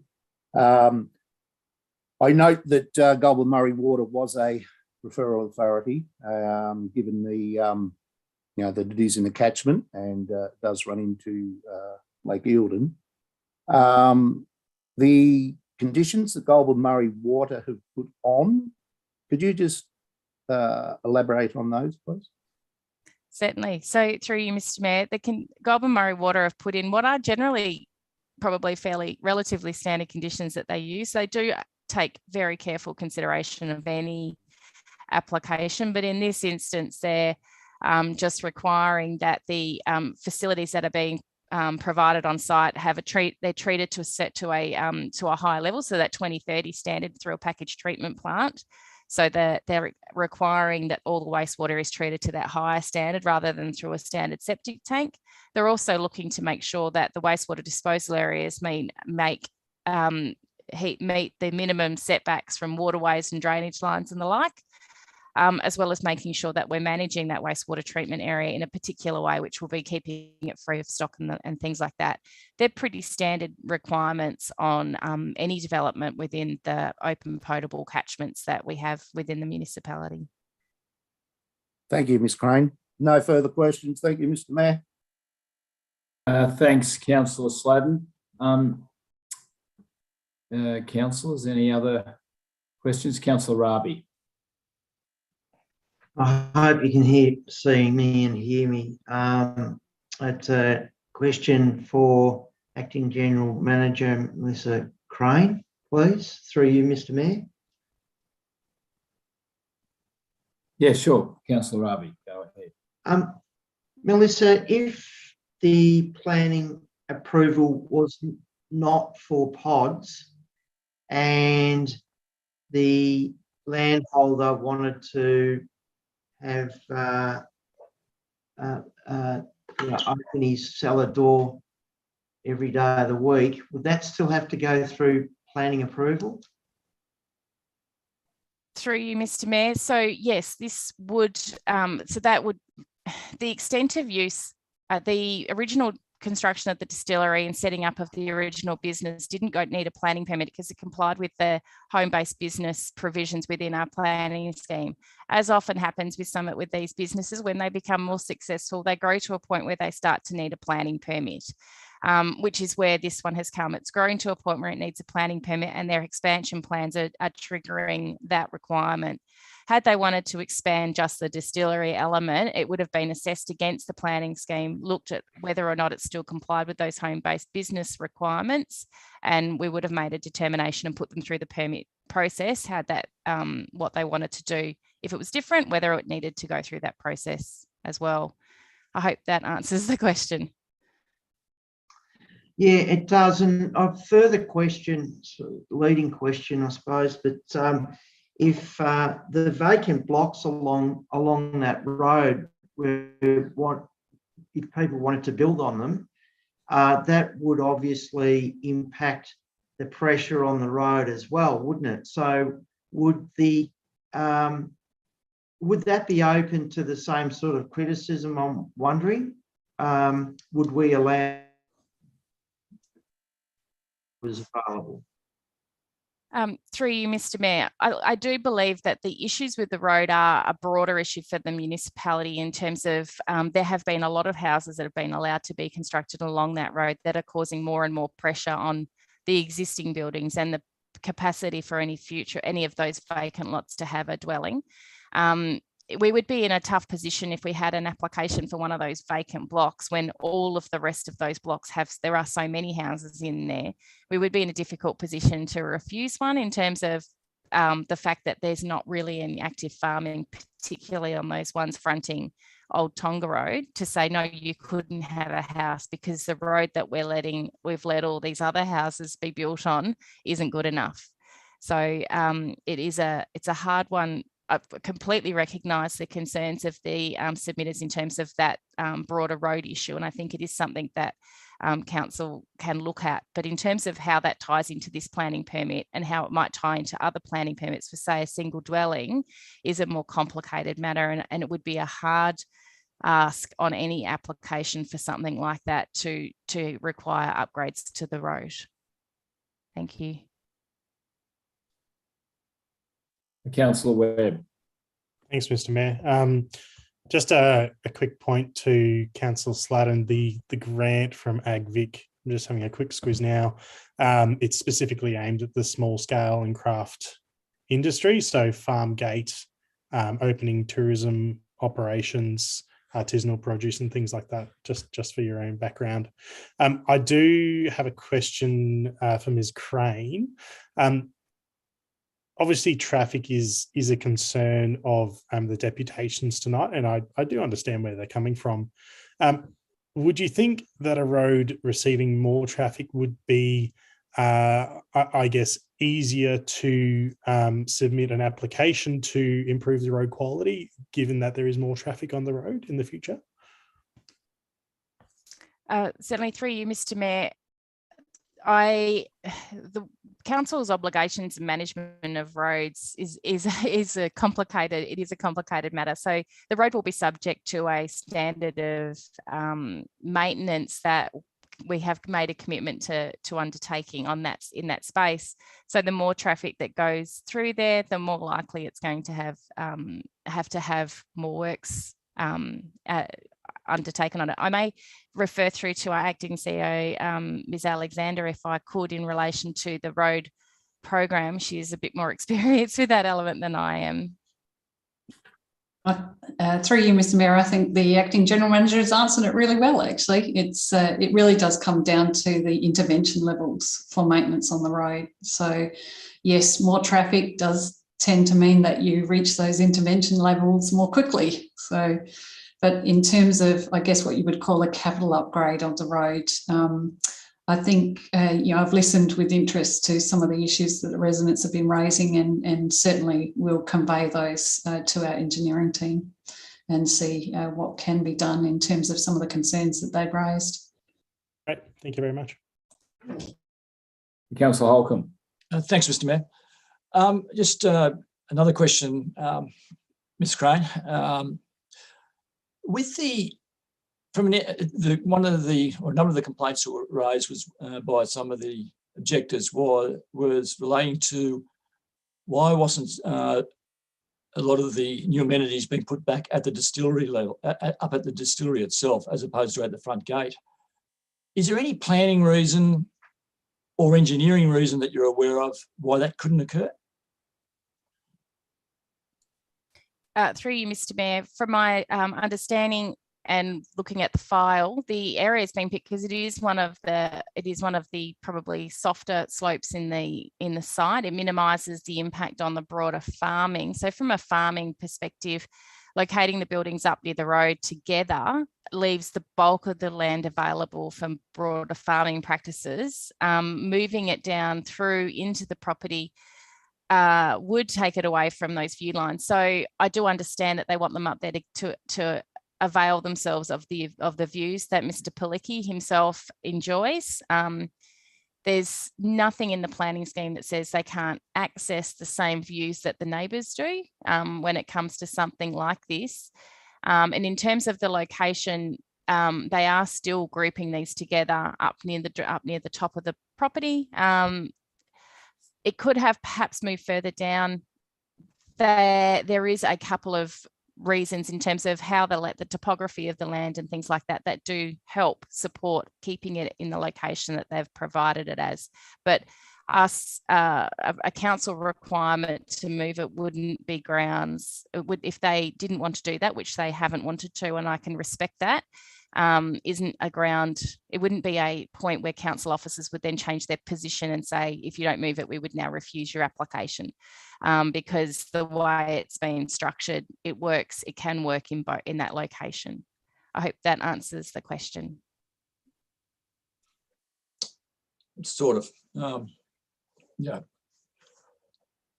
Because if that was the case, that would be certainly one way that it might placate certainly some of the objectors, wouldn't it, if there was some sort of compromise on that front. Yes, so through you, Mr. Mayor, I will comment in that I respect Mr. Pilecki not wanting to be able to see anything else from his property, but the only real way you can guarantee that in perpetuity is to actually own all of the land that you see.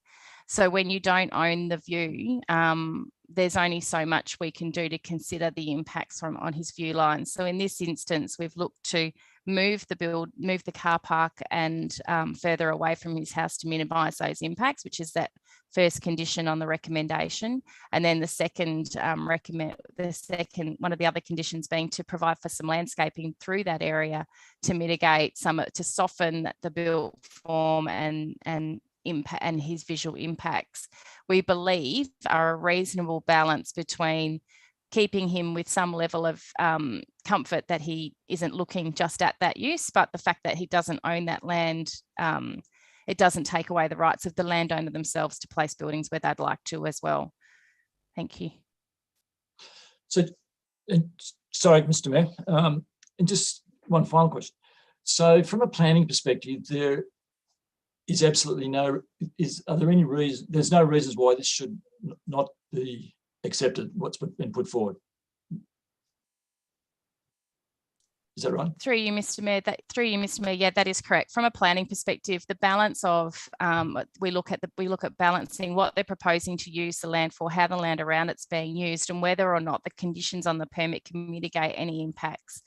There is a tipping point with any application where if there's too many impacts that can't be mitigated with a condition, we would recommend a refusal. But in this case, we didn't even come close to that in terms of not being able to support it for a conditional permit, as has been recommended in the report today. Thank you.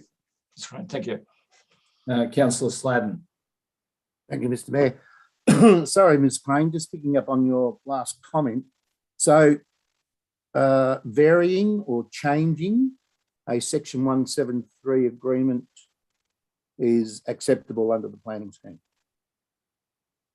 Through you, Mr. Mayor, yes, the issuing of the planning permit and endorsing of plans is considered that written consent to changing what the restrictions were on that Section 173 agreement, and is a legal way of managing it.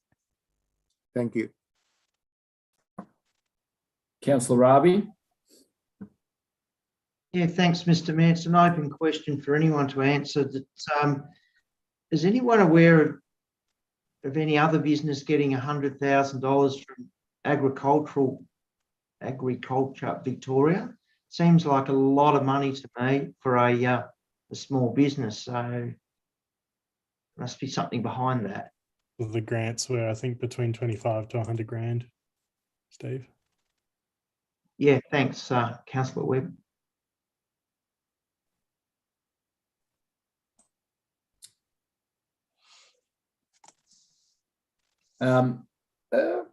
Just one question I have, perhaps to Ms. Ms. Alexander. What is the current speed limit on the road at present? What would be the current maximum speed? Yeah. Sorry. Oh, sorry, Mr. Mayor. In terms of the current limit, I can't say exactly, but going from the comments that have been made by the residents, I imagine it's the state limit, the 100 k's. So that if there is no specific speed limit on the road, then that's the limit applies. But obviously on an unsealed road, it's drive to the conditions. So the onus is on the driver to drive to the conditions. But we are striking this issue a lot around the Shire, with a lot more visitors and I guess new residents not being as familiar with the roads in the Shire. So we are getting quite a number of these requests, and we'll be having further discussions with the Department of Transport, because I understand their policy, whether official or unofficial, is generally not to support putting speed limits on unsealed roads, without a specific township area, I guess, in place. And I think it's because of that reason that there can be varying conditions on the road. So you post a limit, it's not necessarily always safe to drive at that limit. Oh, thanks. And just one for you, Ms. Crane. One of the representations talked about barbecues being made available and the risk of those. Would that risk be covered by the fire management plan? Yeah, so certainly, Mr. Mayor, the predominant proposal for food provision is actually pre-packaged food, generally finger food, to be served with the tasting of the whiskey. However, it does have that provision, and the bushfire emergency management plan will definitely cover off when they can and can't be used, particularly on those higher fire danger days, as part of that consideration. Thank you. Councillor Rabi, did you have a further question? Yeah, I do, Mr. Mayor. I just want to drill down with Ms. Crane, and it's considered that the proposal responds positively to the site and surrounding areas and is consistent with all relevant planning policy. Is that absolutely correct? It is consistent with our planning policy that we have in place now. Yep, through you, Mr. Mayor. Yes, it is consistent. Thank you.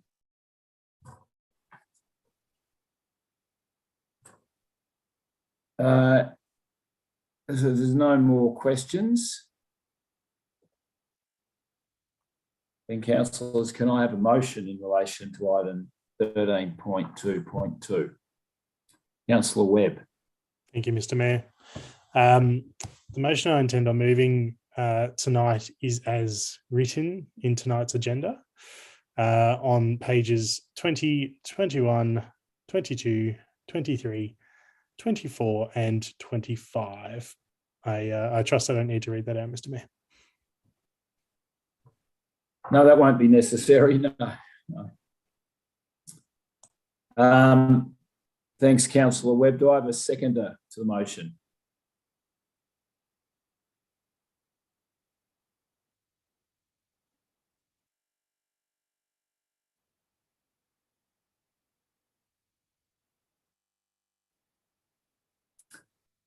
No, no seconder to the motion.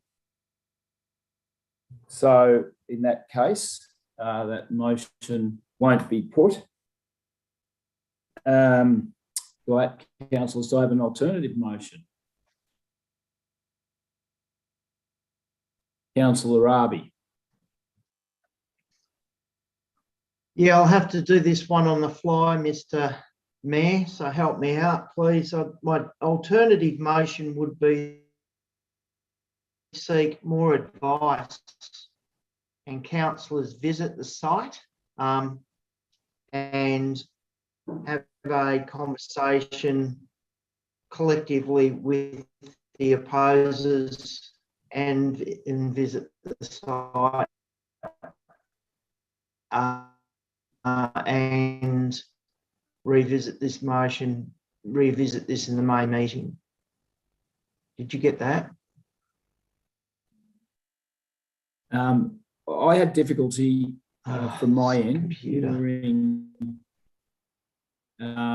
what Councillor Rabi said. Perhaps did anyone else be able to get that down? Yes, Chelsea. Yep, I think I got it all down. Yes. Oh, great. Would you be able to read that back to us then, please? Yeah, he's asking for more advice that councillors visit the site while also meeting with the opposers and then revisit the recommendation in the May meeting. Thank you. Did all councillors hear that motion from Councillor Rabi? Great. Do I have a seconder to that motion?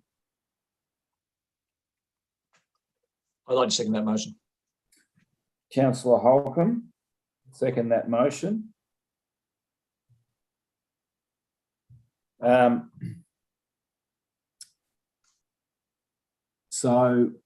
Councillor Rabi, would you like to speak to that motion?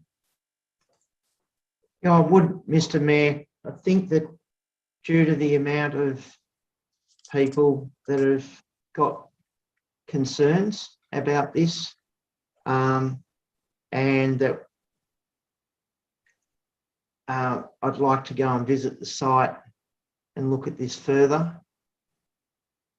I understand the recommendation from our officers, and I have high praise for them, so that none of this is contrary to our planning permits. However, I think there is a further opportunity to have a look at this further and get all the information before to vote and on this. Thanks very much. Thanks, Councillor Rabi. Councillor Holcomb. Thanks, Mr. Mayor.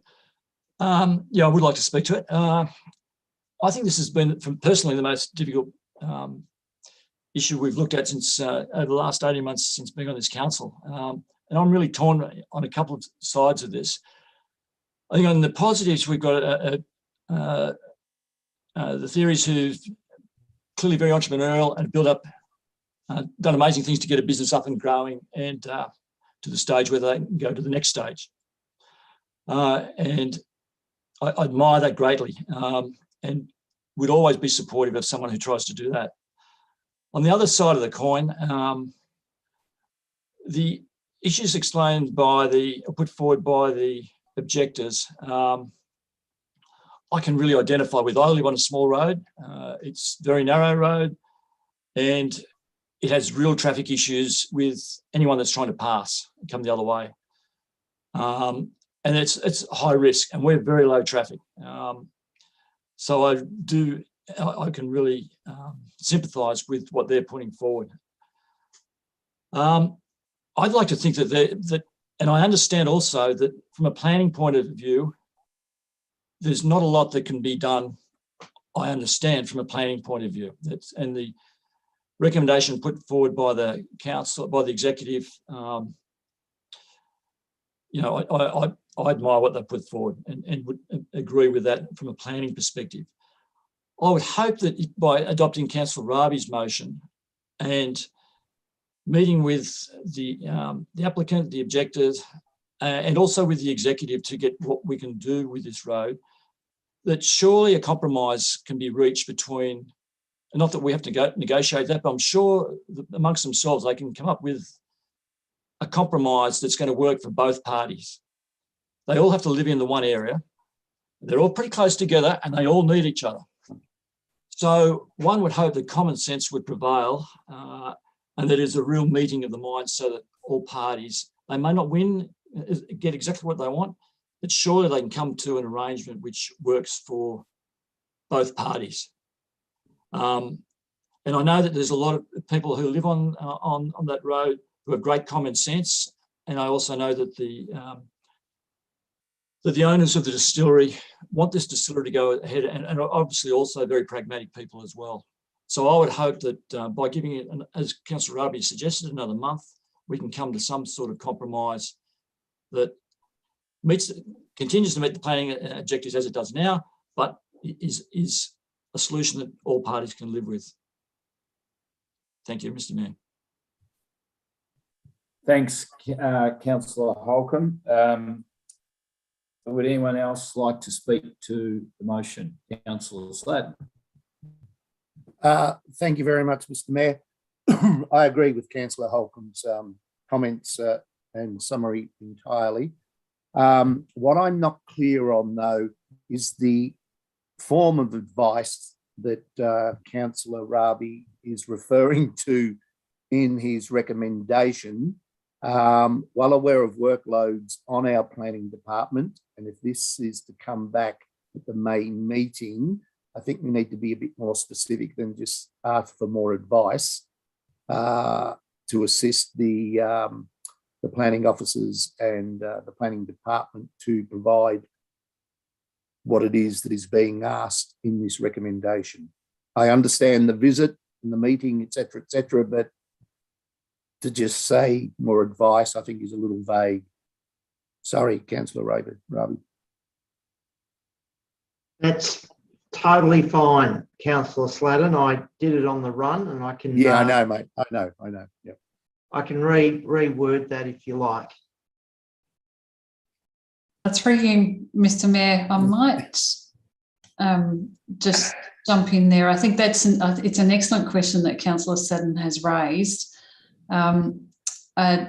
I think if you're able to, I think the motion can stand if you're able to give us an indication, Councillor Rabi, of what that advice relates to, or is it just the opportunity to have those discussions at with the residents and with the and in relation to the issues with the road? I think that's what I got from the gist of what you and Councillor Holcomb have just said. So I'll just throw to our General Manager, Acting General Manager, Infrastructure and Planning, and just check if she has any concerns with it. Otherwise, I think we can run with it on the basis it's to do with the issues on the road and any opportunities in terms of relocation within the site and exploring those as part of those discussions. If Ms. Crane could just jump in there and let us know if she's happy with that motion as it stands.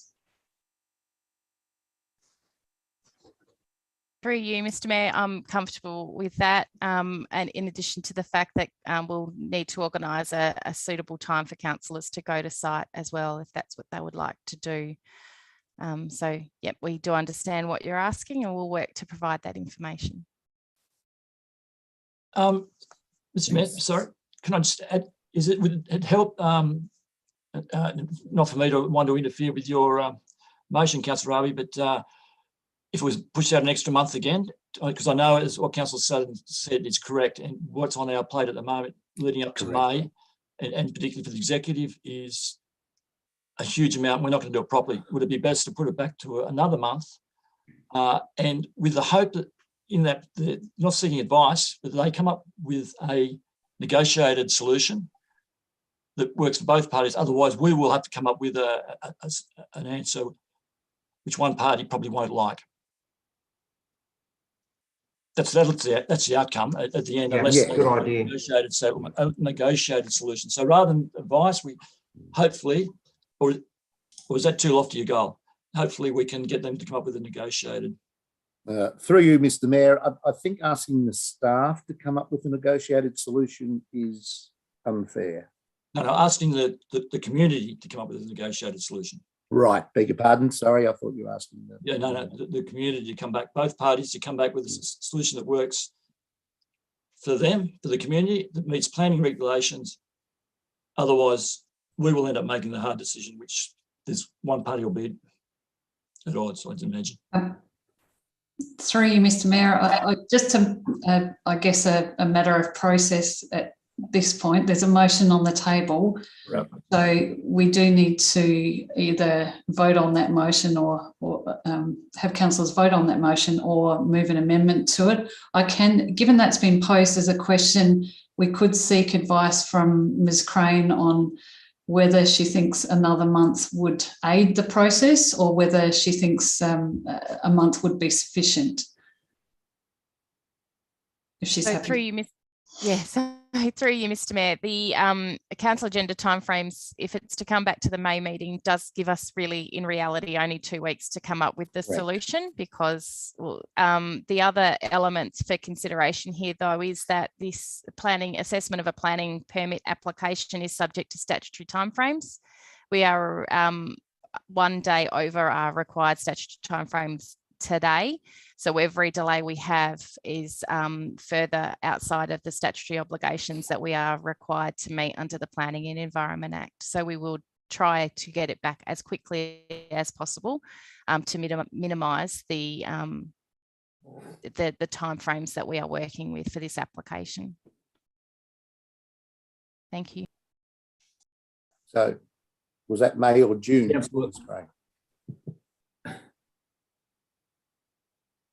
so, Councillor Sladden, you asked a question of Ms. Crane. Was it May or June? Yeah. Is that correct? Ms. Crane, did you hear that? Yeah. So through you, Mr. Mayor, it depends on how hard it will be to get everybody together to have that conversation. So my response would be that I would try to get it back to the next possible council meeting while still achieving the outcome that councillors are looking for. But that may be May, but it may be June. But the intent would be to try to resolve it sooner rather than later to help comply with our statutory obligations. Thank you. So, Ms. Alexander, would we make an amendment to the motion to reflect that it would not May, but as soon as possible? Yes, through you, Mr. Mayor, I think you could seek one of the councillors or ask the mover of the mover and seconder of the motion if they're prepared to vary that motion to add those words. Councillor Raby, would you be prepared to vary your motion? Yes, thanks, Mr. Mayor. I am prepared to vary it. I'm suffering internet connectivity problems here at the moment, so I'm happy to pass it over and let someone else with better internet pass a better motion, if you like. And I think that'll be sufficient. Councillor Holcomb, would you be prepared to second that variation? Yeah, I'm happy to vary that motion, Sixth Amendment to the motion. And it would be that council work with the both parties to reach a negotiated settlement by no later than the June meeting. Is that? No, well, as soon as possible. Okay, well, as soon as possible. Putting a time frame on it, yeah. Through you, Mr. Mayor, can I suggest, given this is getting a bit confusing, that we just get Chelsea to read out the motion as it stands. And I think the bit we're changing is just the final portion, and we'll just get the mover and seconder to confirm that's the motion that's before council at the moment. So the final portion of that motion would, as I understand it, the intention of council is to have it, the decision deferred to enable those discussions, and then come back to council as soon as possible following those discussions. Chelsea, are you able to read what you've got there? Yeah, I hadn't handwritten it all down, but to revisit the recommendation at the next possible meeting, and that more advice for the councillors to visit the site, and then for both parties to try and come to an agreement. Sorry, Chelsea, that bit's not necessary. So just read from the start what you had originally. So, from what Councillor Raby had first said. From Councillor Raby, and then the final bit is just the first thing that you said there, to come back to the recommendation, come back to council as soon as possible. So that goes on the end.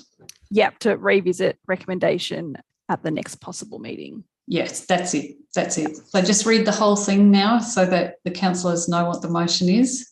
Yep. So for more advice, councillors to visit the site. It says meet with opposers and revisit the recommendation at the next possible meeting.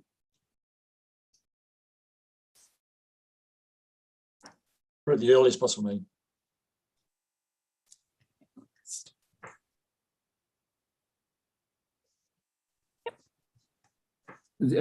Perhaps, Chelsea, would you just mind reading it through once more? I think there was a few faces that looked as if they hadn't heard. Yep. So the complete motion just from start to finish. Yep. So I've only got Councillor Raby's very first one written on the paper. So it was more advice. Councillors visit the site, meet with opposers, revisit recommendation at the next or at the earliest possible meeting. Yep. Councillor Raby, are you happy with that? Yes, thank you, Mr. Mayor. Councillor Sladen, are you happy with that as a seconder? No, as a seconder. Yeah, so you're happy with that? Yes. Yep. Thank you, Mr. Mayor. Motion. Yes, thank you, Mr. Right. I'm not going to ask you if you want to speak to it because I know what your intentions are now. So, Councillor Raby or Holcomb, would anyone else like to speak to it? Councillor Webb. Thanks, Mr. Mayor. I do, in principle, agree with going into further consultation with the local residents. It really, I hate putting up red tape in front of businesses trying to expand their operations in what is, according to the planning scheme, a reasonable way. There's been a few contributions tonight from the community which we can't ignore. So that all being said, I will support tonight's motion, but I hate that it's having to go through this way. I wish we could push it through and let everyone get on with their lives, but at the end of the day, it is the right thing to do. Thank you. Thanks, Councillor Webb. Anyone else wish to speak to it? The motion? No, in that case, I'll put the motion to councillors. Councillors, all those in favour of the motion? Councillor Raby, I can't see your hand. I'm assuming you are, given that you proposed. Yep, I can see it now. Thank you. The motion is, Councillor Raby, your motion is passed. Thanks, everyone. Thanks, Melissa. Thanks, Kirsten, for your comments in that. Thanks, councillors, for your debate.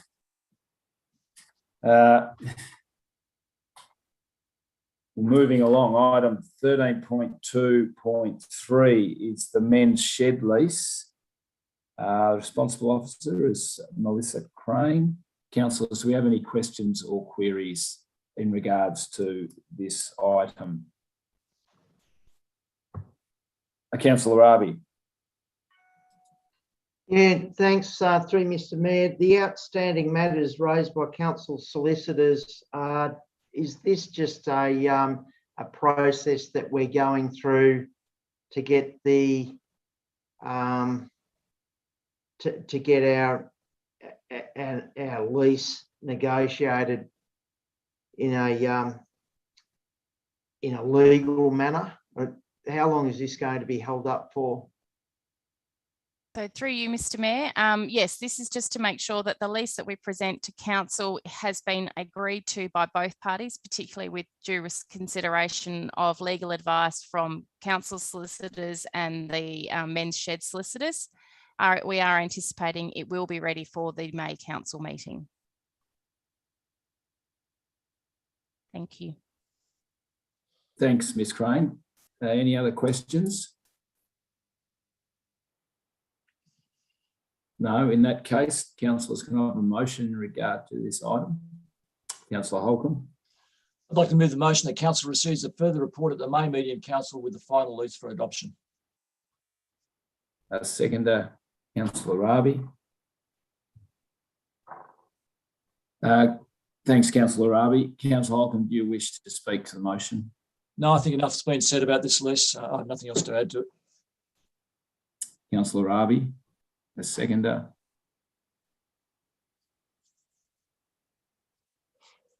Any other councillors wish to speak to the motion? No, in that case, we'll vote on the motion. All those in favour of the motion? Against? Motion is passed.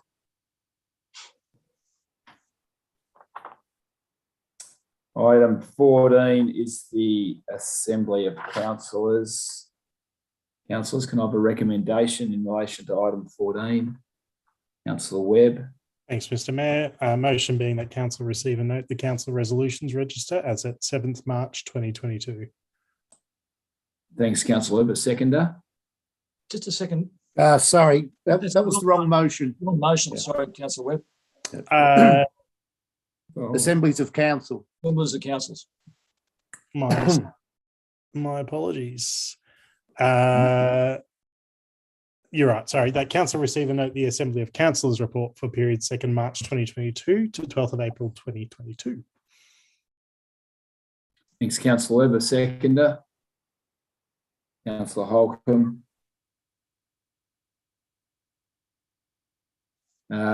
Anyone wish to speak to the motion? In that case, we'll put it to a vote. All those in favour? Motion is carried. Item 15, Council Resolutions Report. Councillors will have a motion in relation to item 15. Councillor Sladen. Sorry, point of order, Mr. Mayor, there isn't, it appears to be a mistake in the printed agenda that it should say the 7th of April. That council receive and note the resolutions register as at the 7th of April, not the 7th of March. 7th of March. I was going to say that anyway. Sorry, yeah, I'm with you, yeah. Yep. Okay, Councillor, who's moving? Councillor Sladen. Yes, the recommendation is the council receive and note the council resolutions register as at the 7th of April 2022. Thanks, Councillor Sladen. I have a seconder for that motion. Councillor Holcomb. Anyone wish to speak to that motion? No. In that case, I'll put the motion. All those in favour? Motion is carried. There are item 16, advisory and special committee reports. There are none. Item 17, no sealing of the documents. So item 18 is the closing of the meeting. So I'd officially like to close the meeting at 7:15. I'd like to thank councillors and council support staff and executives for tonight's meeting. It was a testing one at times. So the general public, if you're watching, that was probably the longest item we've debated for a long, long time. So it just goes to show the importance of that agenda item. Anyway, without further ado, I'll officially close the meeting, and thanks for your attendance, everyone.